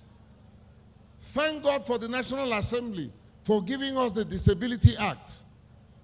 Can you imagine what that is doing across the country today? But let's not stop at that. We need to build political institution that is truly inclusive. Everyone that knows me knows that I'm not a firm promoter of INEC. But there's one thing that INEC had done better than most institutions across the country. It is inclusion. INEC had presented the framework that allows for simple things like priority voting. So look at me. If I spend 10 minutes in the sun, I get burned. I'm a skin cancer survivor.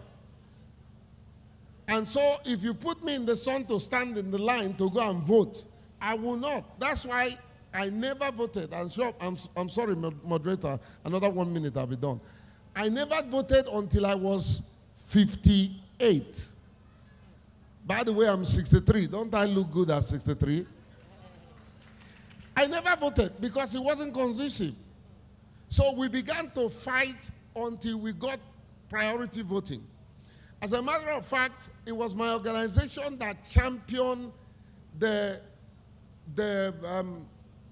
replacement of Electoral Act, thank God for Dr. Enix, the replacement of Electoral Act 2022, Section 54, subsection 1 and 2.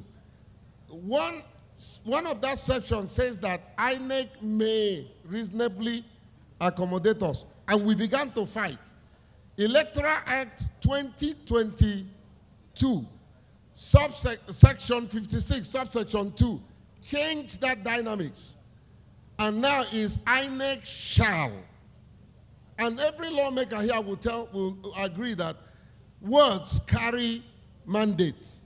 And so there's a need to strengthen political institutions.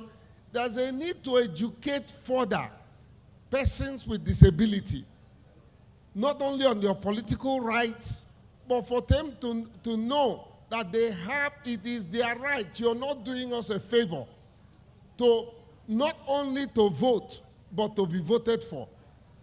That brings me to election. There's a need for us to elect more persons with disability. There's a need for us to appoint more persons with disability. Let me end here so that I don't take all the time. I thank God for the opportunity. Unknown to many people, I was the one that led the introduction of sign language interpreters at the National Assembly. And so there's a whole lot. Can you imagine if I don't have the exposure that I have and the little education, I wouldn't know these things. So finally, we need to educate persons with disability. Give a man education. In fact, the first thing God created was education. When he says, let there be light.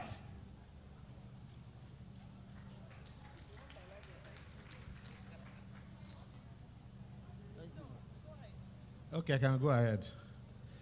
A very fiery speech or contribution by the Dr. J. Kekpela. Obviously, it's a pleasure to be here and representing the Nigerian Union of Journalists, NUJ. I was at an event some time ago, and of course, it was an event that was filled essentially by women. And I was one of the few guys or men there. But they were shouting this slogan, which I'm sure a lot of you will be aware.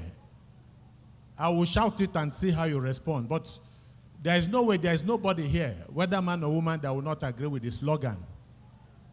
It was, no woman, no woman, no woman, and it was true. You know, we are talking about support for women and all that. Yes, we understand, but the reality is that there is no basis to withdraw support from women or not to support them. Because every single one of us has a connection with a woman. Our mothers, our sisters, our aunties, our fiancés, our wives, even for some of those who want to go the other way, mistresses, which I'm not promoting anyway, but women are always there. They are very essential in everything that we do. So anything that would enhance the quality of their lives and take them to the very next level, I think every man should be able to support. The reality is that some progress have been made. And I'm happy that some of our people here on the platform have talked about the need for men to support. And I think there's a consensus that men have been supporting women in so many ways. Every victory, if you look at the apartheid movement in South Africa and the struggle by the ANC and the Inkatha Freedom Party, when we are extolling the virtues of these two organizations, we tend to forget that there were some white people that marched along with black people who were also not happy with what was going on by people of their own kind. The civil rights movement in America also had whites marching along. So it is the same thing, that no victory that has been achieved by women in Nigeria has been achieved without the support, without the participation of men, one way or the other. What we are asking for is more support by the men for the women folk. After all, it is about our nation. And that gets me to what this thing is all about, this discussion is all about.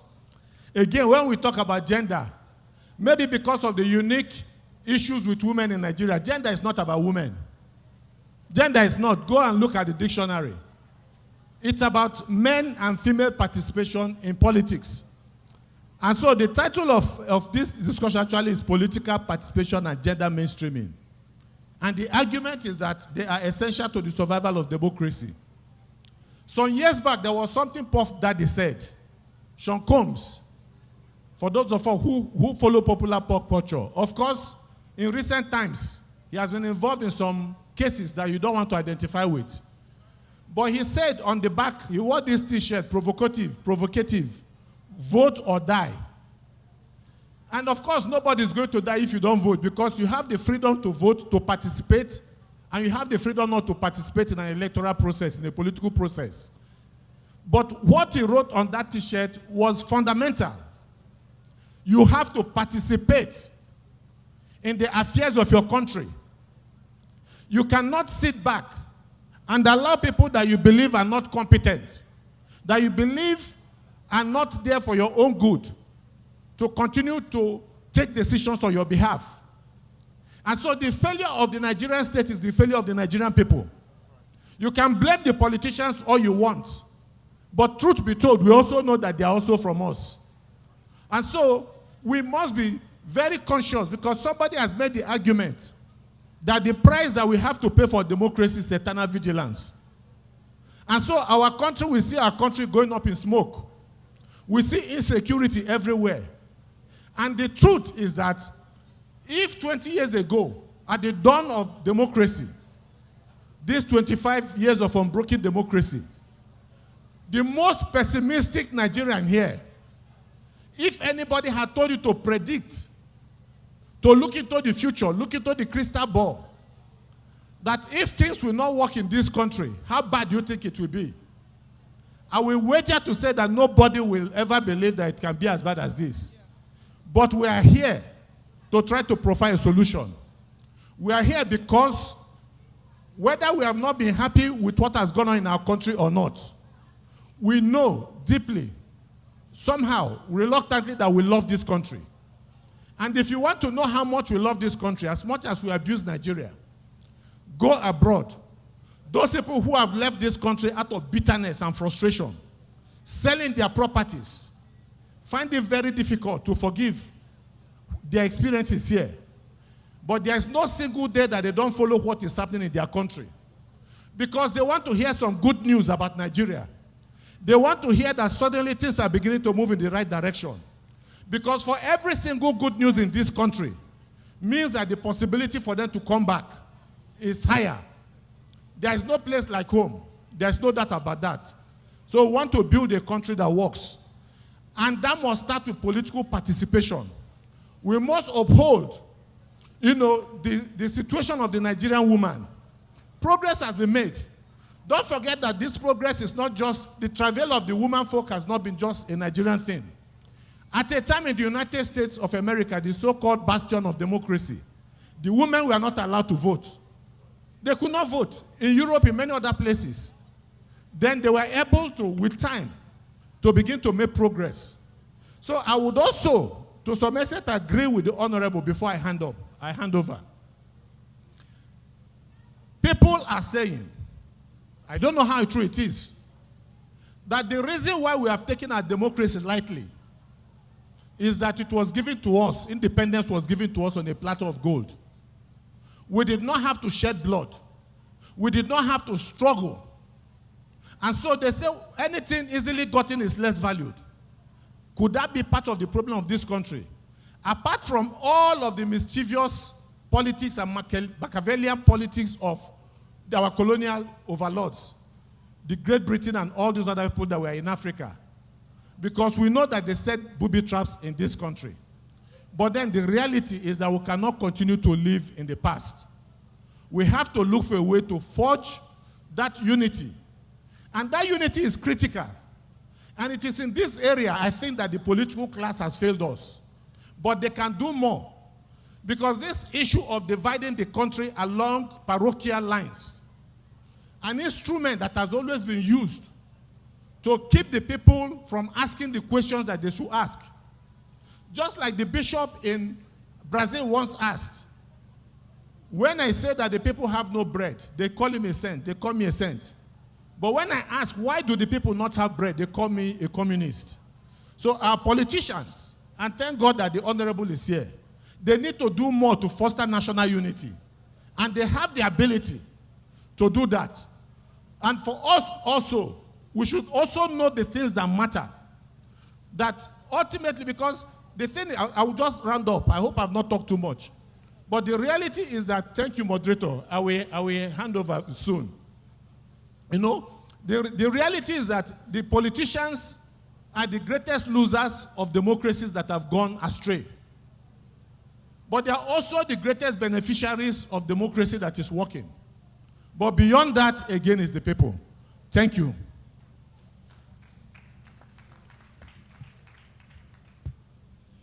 Good afternoon, everyone. Wow, that was a robust contribution from NUJ. Thank you very much, sir. Okay, my name is Ambassador Mrs. Elizabeth Oziri. I am the National President, Coalition of Civil Society Organizations Forum, and I am the National Coordinator, Women and Child Disaster Rescue Initiatives. I am very delighted to be here. I want to appreciate the special advisor to the Honorable Speaker on Women Affairs. I want to appreciate her for the privilege of having me here. Thank you very much, Ma. And I want to most especially appreciate the Right Honorable Speaker himself, His Excellency Alhaji Abbas Tajuddin. He is the first he for she Honorable Speaker in Nigeria. Put your hands together for him. He's exceptional. He's uniquely exceptional. All right, he has floated the bridge, the gap initiatives that centers a lot around women and girls. He has done a lot. He's doing so much for women. In absentia, I appreciate him a whole lot. All right, I think I talk a little more than my NUJ brother, so I'm not going to be doing too much talking because gender and women inclusion is my symbol. So if I'm going to be talking, I'm sure we may have to leave here in the evening. All right, so I've put down a few points that I'll be looking at. All right, so let's take that together. Yeah. Okay, now, I have said here that women's equal participation and leadership in political and public life are essential to achieving the Sustainable Development Goals by 2030. However, data has shown us that women are underrepresented in politics today. You find out that 35% representation that's been granted us by the president.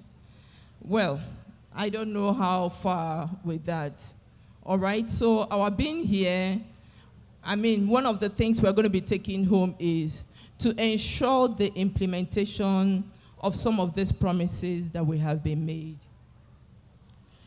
Women's political participation results in tangible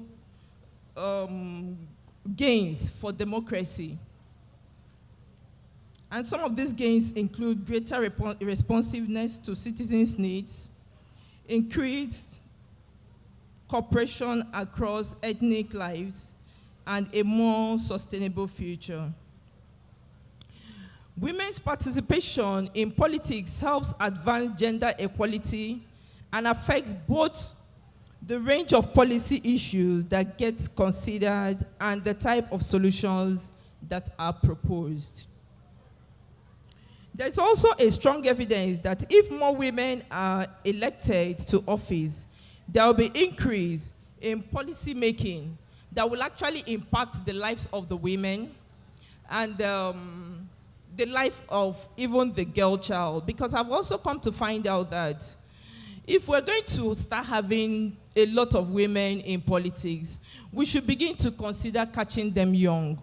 We should begin to have advocacies in the secondary schools, all right, that talk to these children, that talk to these girls, to encourage them to get into politics, all right, because it's difficult for some people who are already formed or who are busy in some of their different endeavors to try to convince them to get into politics. Everybody sees it as a man's world. But when we are part and parcel of decision making, we find ourselves, all right, being, you know, in the mainstream of, you know, people selecting those who we have in such positions. I had a program last year, and I tagged that program "The Power on the Tomb." Now, I had to, sensitize the women and the girls, not just to come out to vote, but they should not just to think that their husband should mandate them to vote whoever he wanted, but they should be part of the people who decide, all right, who they vote for. So that program went a long way. We took it down to the southeast. We had some here in the northeast.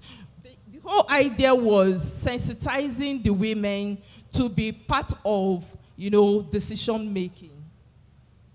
Now, there is no tool for development more effective than to empower the Nigerian women. Do you agree with me? When a Nigerian woman is empowered, the sky is our starting point. I need to let us know one thing. If you want anybody to spread information about whatever you want to do, you can talk to the men. But if you want action, if you want people to take action and eventually effect a change, we are the women, we are the answers to what we're talking about. Now, some of the importance of women getting into politics, I'm going to be listing some of them for you.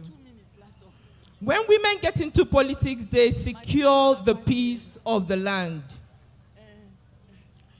When women get into politics, we prioritize health, we prioritize education, we prioritize maternal and childbirth, we prioritize even fight against HIV, all right, and AIDS. So it's important for women to be included in politics. We shouldn't take this lightly. Whatever it is that has been keeping women behind, we are standing up to say it should no longer continue. Women, are we together? We are taking it by force. We are moving to the top. In fact, the 35% that we have been given, we are actually pleading that it should be shot up to 40%. Yes, it's possible. When you've gone for the sky, if you can't get the sky, you land on the moon. So if our 35% has not come now, definitely we should be able to get it maybe after we hike it up to 40%. All right, and then finally, please, this is directed to us, to our political entity. Before we consider the next election, please let us take a strong toll on the next generation. Thank you very much. Can I have the mic back?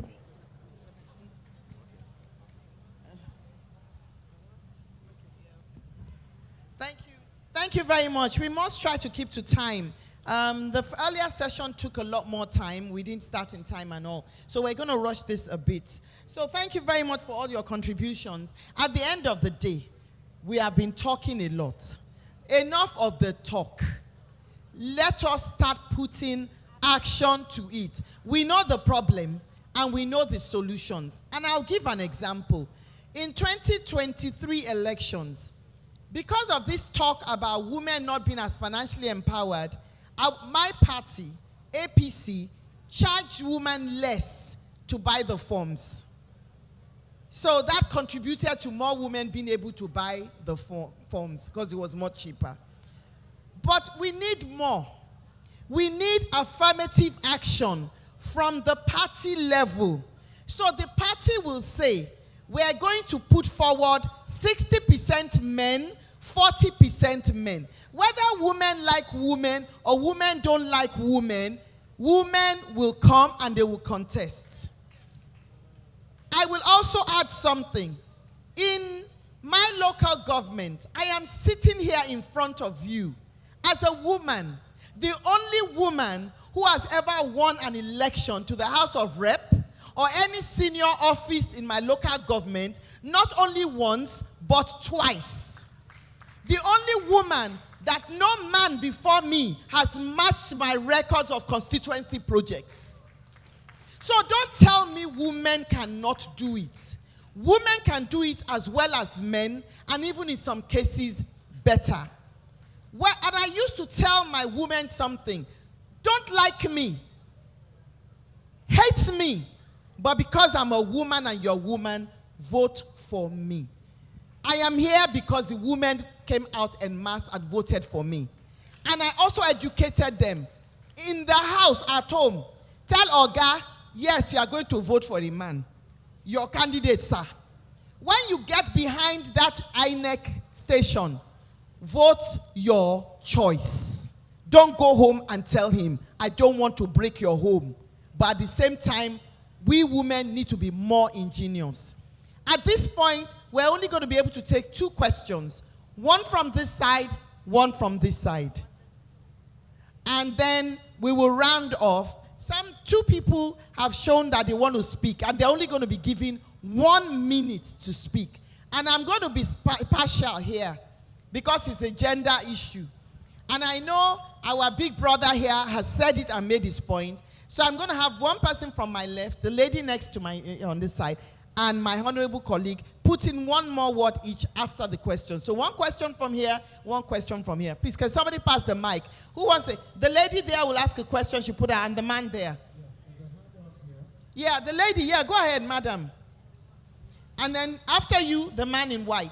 Thank you. For the records, madam, when you walk on this mic, for the records, you need to tell us your name and the name of your organization. And ask a question or make a statement, but don't statement and question. Thank you. Thank you very much. My name is Esther Ehobame Michelia. I represent Nigeria on the UN Committee for the Elimination of Discrimination Against Women. And my question, I want to commend all that has been said, all the experiences you've shared, and to commend this open house. And as an open conversation, my question is, when will Nigeria join the League of Nations to have a law in place, legislative provisions on women's participation that is binding on political parties?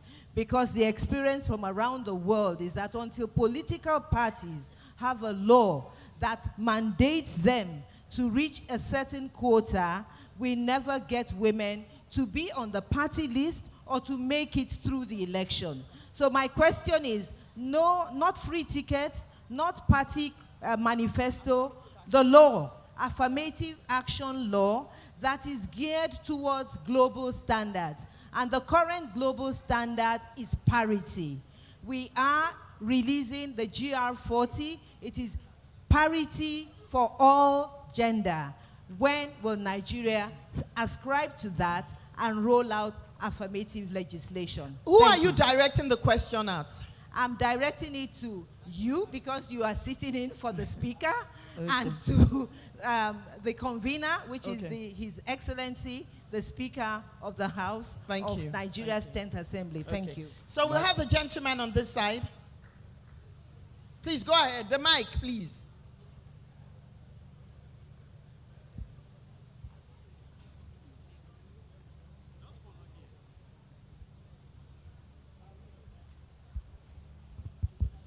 Thank you for the opportunity. My name is Utsa Vitalis. I want to ask, please, based on what you said last, that you are the only woman that has won election twice as a woman in your whole local government, even twice.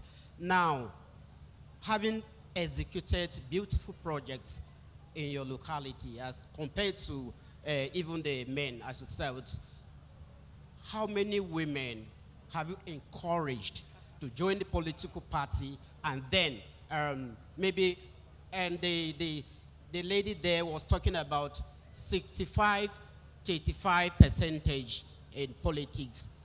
Are you able to push forward that that can be executed in your political party that you belong? Thank you. Okay, I'm going to make my response quick, and then I'll let my colleagues talk as well. I agree with you on affirmative action, and you know we've mentioned that on this stage quite often. But in Nigeria, until we begin to manage our personal attitude of patriarchy, I doubt that those laws will come to being. We are in a house of 360 members. We know how many of us are women. I will share something. This is not an indictment. There was a gift that was given recently to all members of the house. We have 16 women. They gave us Babariga as our Salah gift. That is what was given to us. So you see, if each individual does not begin to reorient themselves about patriarchy and the respect for the role of women in society, we are wasting our time.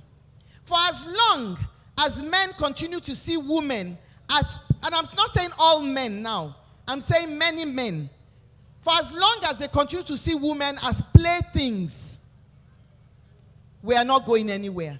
So we need a reorientation from the education level when a child goes to school. I turned out, for example, because my father was buying me cars and not just dollies. With regards to women in my local government, when you look at the people who work with me at the local government level, at each local government, you will find more women than men. And I have warned my women, no more dancing and singing. You are not singers. You are not praise worshippers. You are intelligent people with a brain. I am suffering for it because the male leadership have turned on me because I take a position and they believe that I should not be as hardened as I am, that I should be a bit more soft. God did not create me soft. I am a woman, but if I were a man, it's okay to be hard. But as a woman, I'm expected to be soft. So that is the reality. Until we can get rid of patriarchal thinking, we have a long way to go. My colleague on the right has something to say about the questions I've been asked. He and I don't always agree on issues, but because INEC is his territory, I must respect and hand over the mic to him. Well, we can't be sentimental. We have to be very objective. We are talking about elective positions. There are two issues on ground. On appointments, yes, you can screen people, you can get to know who is competent during screening. But during election, it's about voting. You have to be hello. During at the party level, you compete at the primary level. It's also election. You go to the first election, which is the primary level, before you go to the general election. At that point, you can't say men should go and sit down. It's only women you want at this position. So that is America today. In America, the first vice president they have is the current one. A woman had never been a president in America, neither a vice president. So if in America, they've not even gotten to a level where they will get a woman president, then who are we to say we are behind?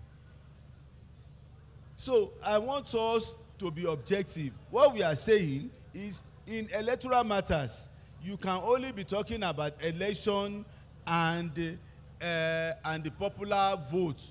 You cannot be talking about people to be selected at that level. So we can afford to continue to increase the number of women.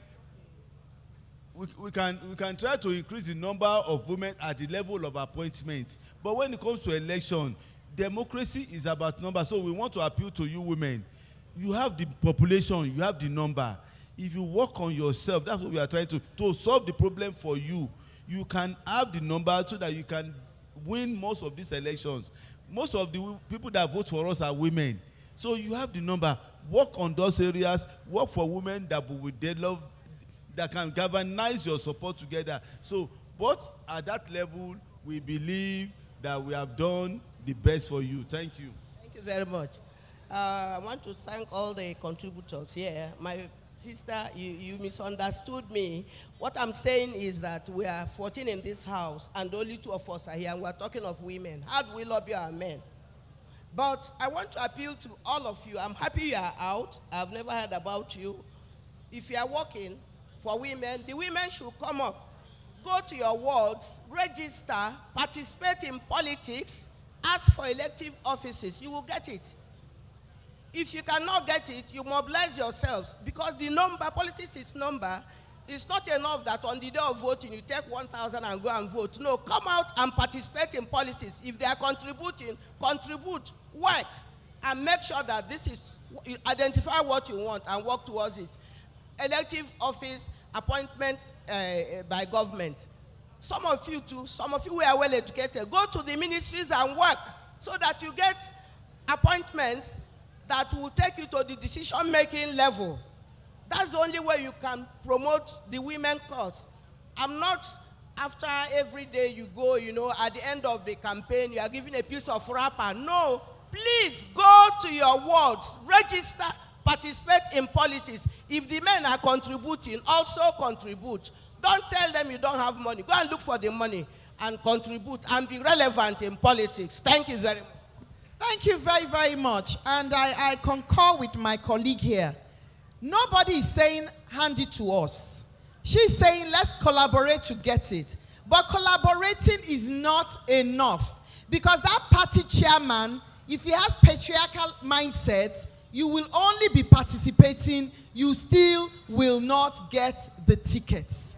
We need to change the orientation of our male Nigerians for us to be able to make progress. Women, talk to your husbands. Husbands, your daughters, talk to your fathers. Talk to your political leaders. Talk to your traditional leaders. Talk to your male friends. Change their orientation. Thank you very much. First of all, I would like to compliment my sister, Honorable Tolu Shadipe, because I'm from her state, or your state. In fact, she's an hero. She's an hero. Please, let us put our hands together for her. The first time she came into the House of Rep, she won the election. The second time, they had to tell her to go for rerun, thinking that they will be able to put her, though she's in APC, I'm in PDP. The man came from the PDP and she is from the APC. I was just looking at the election closely and they came for a rerun. The only thing I went to my corner of the room and told God is that, God, this woman that has been doing well, because there is nowhere you go to our local government, Oluyole, the people are saying so much good about her. It's not because I'm seeing her here. It's not because I'm seeing her face. I've been hearing so much good about her that if we can have women like that in the state, even in other states, things will get better for us. So please, let us continue complimenting our women that are already in House of Reps. And also, in the electoral law, in the electoral rule, I would have loved them to put a compulsory position for women inclusiveness. Especially if our men are being made the chairmen. We have women that are capable of being chair ladies. And also, we have women that are capable of being vice chairmen. Why is it that they'll be telling our women to take only essays? Now, by the grace of God, I really appreciate the President of the Federal Republic of Nigeria and his wife, Senator Oluremi Tinubu, because they are really putting women in position. You go into positions in government now, you see young ladies becoming DGs of power starters. We have ladies that can also become ambassadors. So I'm pleading apology. I'm pleading with the President and also the Honorable Speaker that please, other appointments like ambassadors, we have competent women. We have bank managers. We have managers of big companies. If a woman can manage a house, she can manage a nation. She can manage a position. She can manage everything. Please, we are not for the other room. Please, let us be appointed into good position and let us be elected. Thank you very much. Thank you.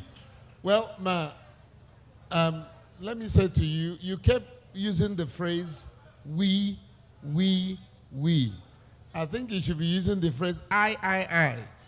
I believe God put you in the National Assembly to change the very thing you're saying others should change. Because you see, whatever infuriates you is a clue to what you're called to solve. So you're the one. You're the one. You're the one to start the move. You're the one to, don't worry about failure. You can fail, but the next person can win. So with that said, let me say this to all of us. Please look at me. I want to remind you something that you shouldn't forget. Is the fact that the very day you were born, You cried. Everyone around you were rejoicing. Can you imagine the day my sister was born? Everybody was dancing in the Yoruba culture that a woman is born. But she was crying. Listen, live your life so well that the day you die, you will rejoice and everyone around you will cry. That's a life of contribution. Thank you. I think that will be it. We actually would have just loved to hang it there. Just a question to the crowd. Okay, a question that won't be answered right here. Yeah, they might not answer it. Okay. What is better? Who is easier to offend? The king or the wife of the king? The king or the wife of the king? The wife of the king? No. The king, is easier to offend the king, safer to offend the king than the wife of a king. But because the king will never forgive you, he might forgive you if you offend him, but not the wife. What am I saying? Women sometimes tend to underplay the powers that they have, and they have enormous powers. The reality, go and ask almost every man what happens in the home, and who runs the home, and who is in charge of the home. Just like the anchor was trying to say, she ended up by saying, women, talk to your husbands and the rest. If a woman decides that the husband will not have peace, he will not have peace. On any issue, we know, men, we know how powerful they are. So use your power and use it well. Thank you. Thank you very much. I think this will be it. Can we please put our hands together for all of them? Thank you very much. The leader of the House, Chairman,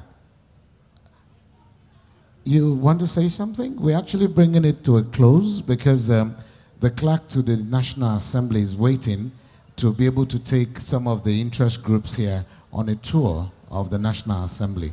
And that will be the last bus stop for today. Remember that we still have another hectic day tomorrow. We want to appreciate the leadership of the House of Representatives led by the Speaker and the Deputy Speaker, along with the leader and principal officers. We'd like to appreciate all of you, Honorable Jaha and the co. We thank you very much. But please, just don't go yet. We want you to remain standing so that we can have a group photograph of those of you that are there. We'll invite the leader and the minority leader to please join them. In fact, the members of the House that are here, all of you on the front row, please let's join them for a group photograph. The leaders, sir, let's join them for just this photograph, especially it's for our archives. And Honorable, you don't wish to join them? Let's do this quickly. Honorable Jaha, please join them.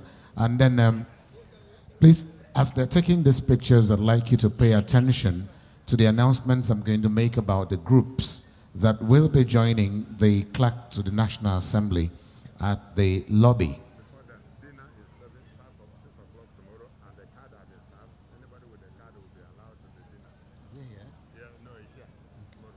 I've also been told that dinner, the gala night is tomorrow, and it's going to be for 6 p.m.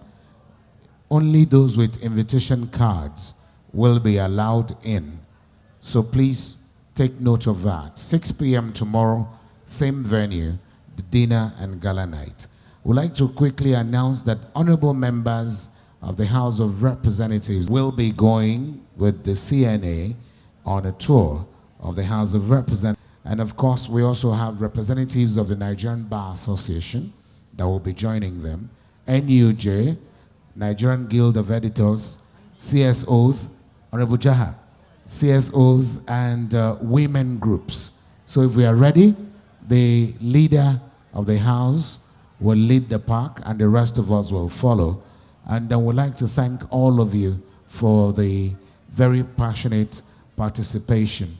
We look forward to seeing you tomorrow evening by 6 p.m. at this same venue we're going on a tour. So the leader, sir, you are to lead the rest of us to the chamber, to the lobby of the House of the National Assembly. So please, just as I mentioned, let's please lead. Honorable members, followed by representatives of the Nigerian Bar Association, NUJ, Nigerian Guild of Editors, CSOs, and women groups. We all file out through this door as we go for the tour. Please don't forget your valuables as you go. We want to wish you a very pleasant evening. And may God Almighty bless you as you do just this. Thanks on behalf of the organizers. My name is Andy Gabriel, and I'm wishing you a very pleasant day ahead of you. Please let's join them for the tour. The CNA is waiting already. Nigerian Bar Association, are we still here? Do we have any of the representatives? Nigerian Bar Association, and after the Nigerian Bar Association, reps of NUJ, Nigerian Union of Journalists, civil society organization members, women groups, Nigerian Guild of Editors. You are the one in that order to please go for the tour. CNA, the clerk to the National Assembly, will take you on a tour. He'll be the guide.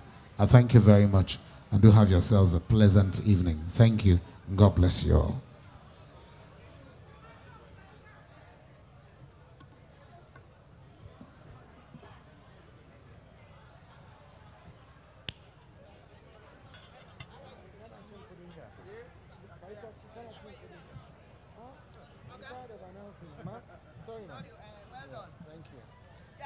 Your people won't come. They won't come. They were here. 3 of them I managed to say the ladies will still come. And we're talking of women. Please, just as I announced,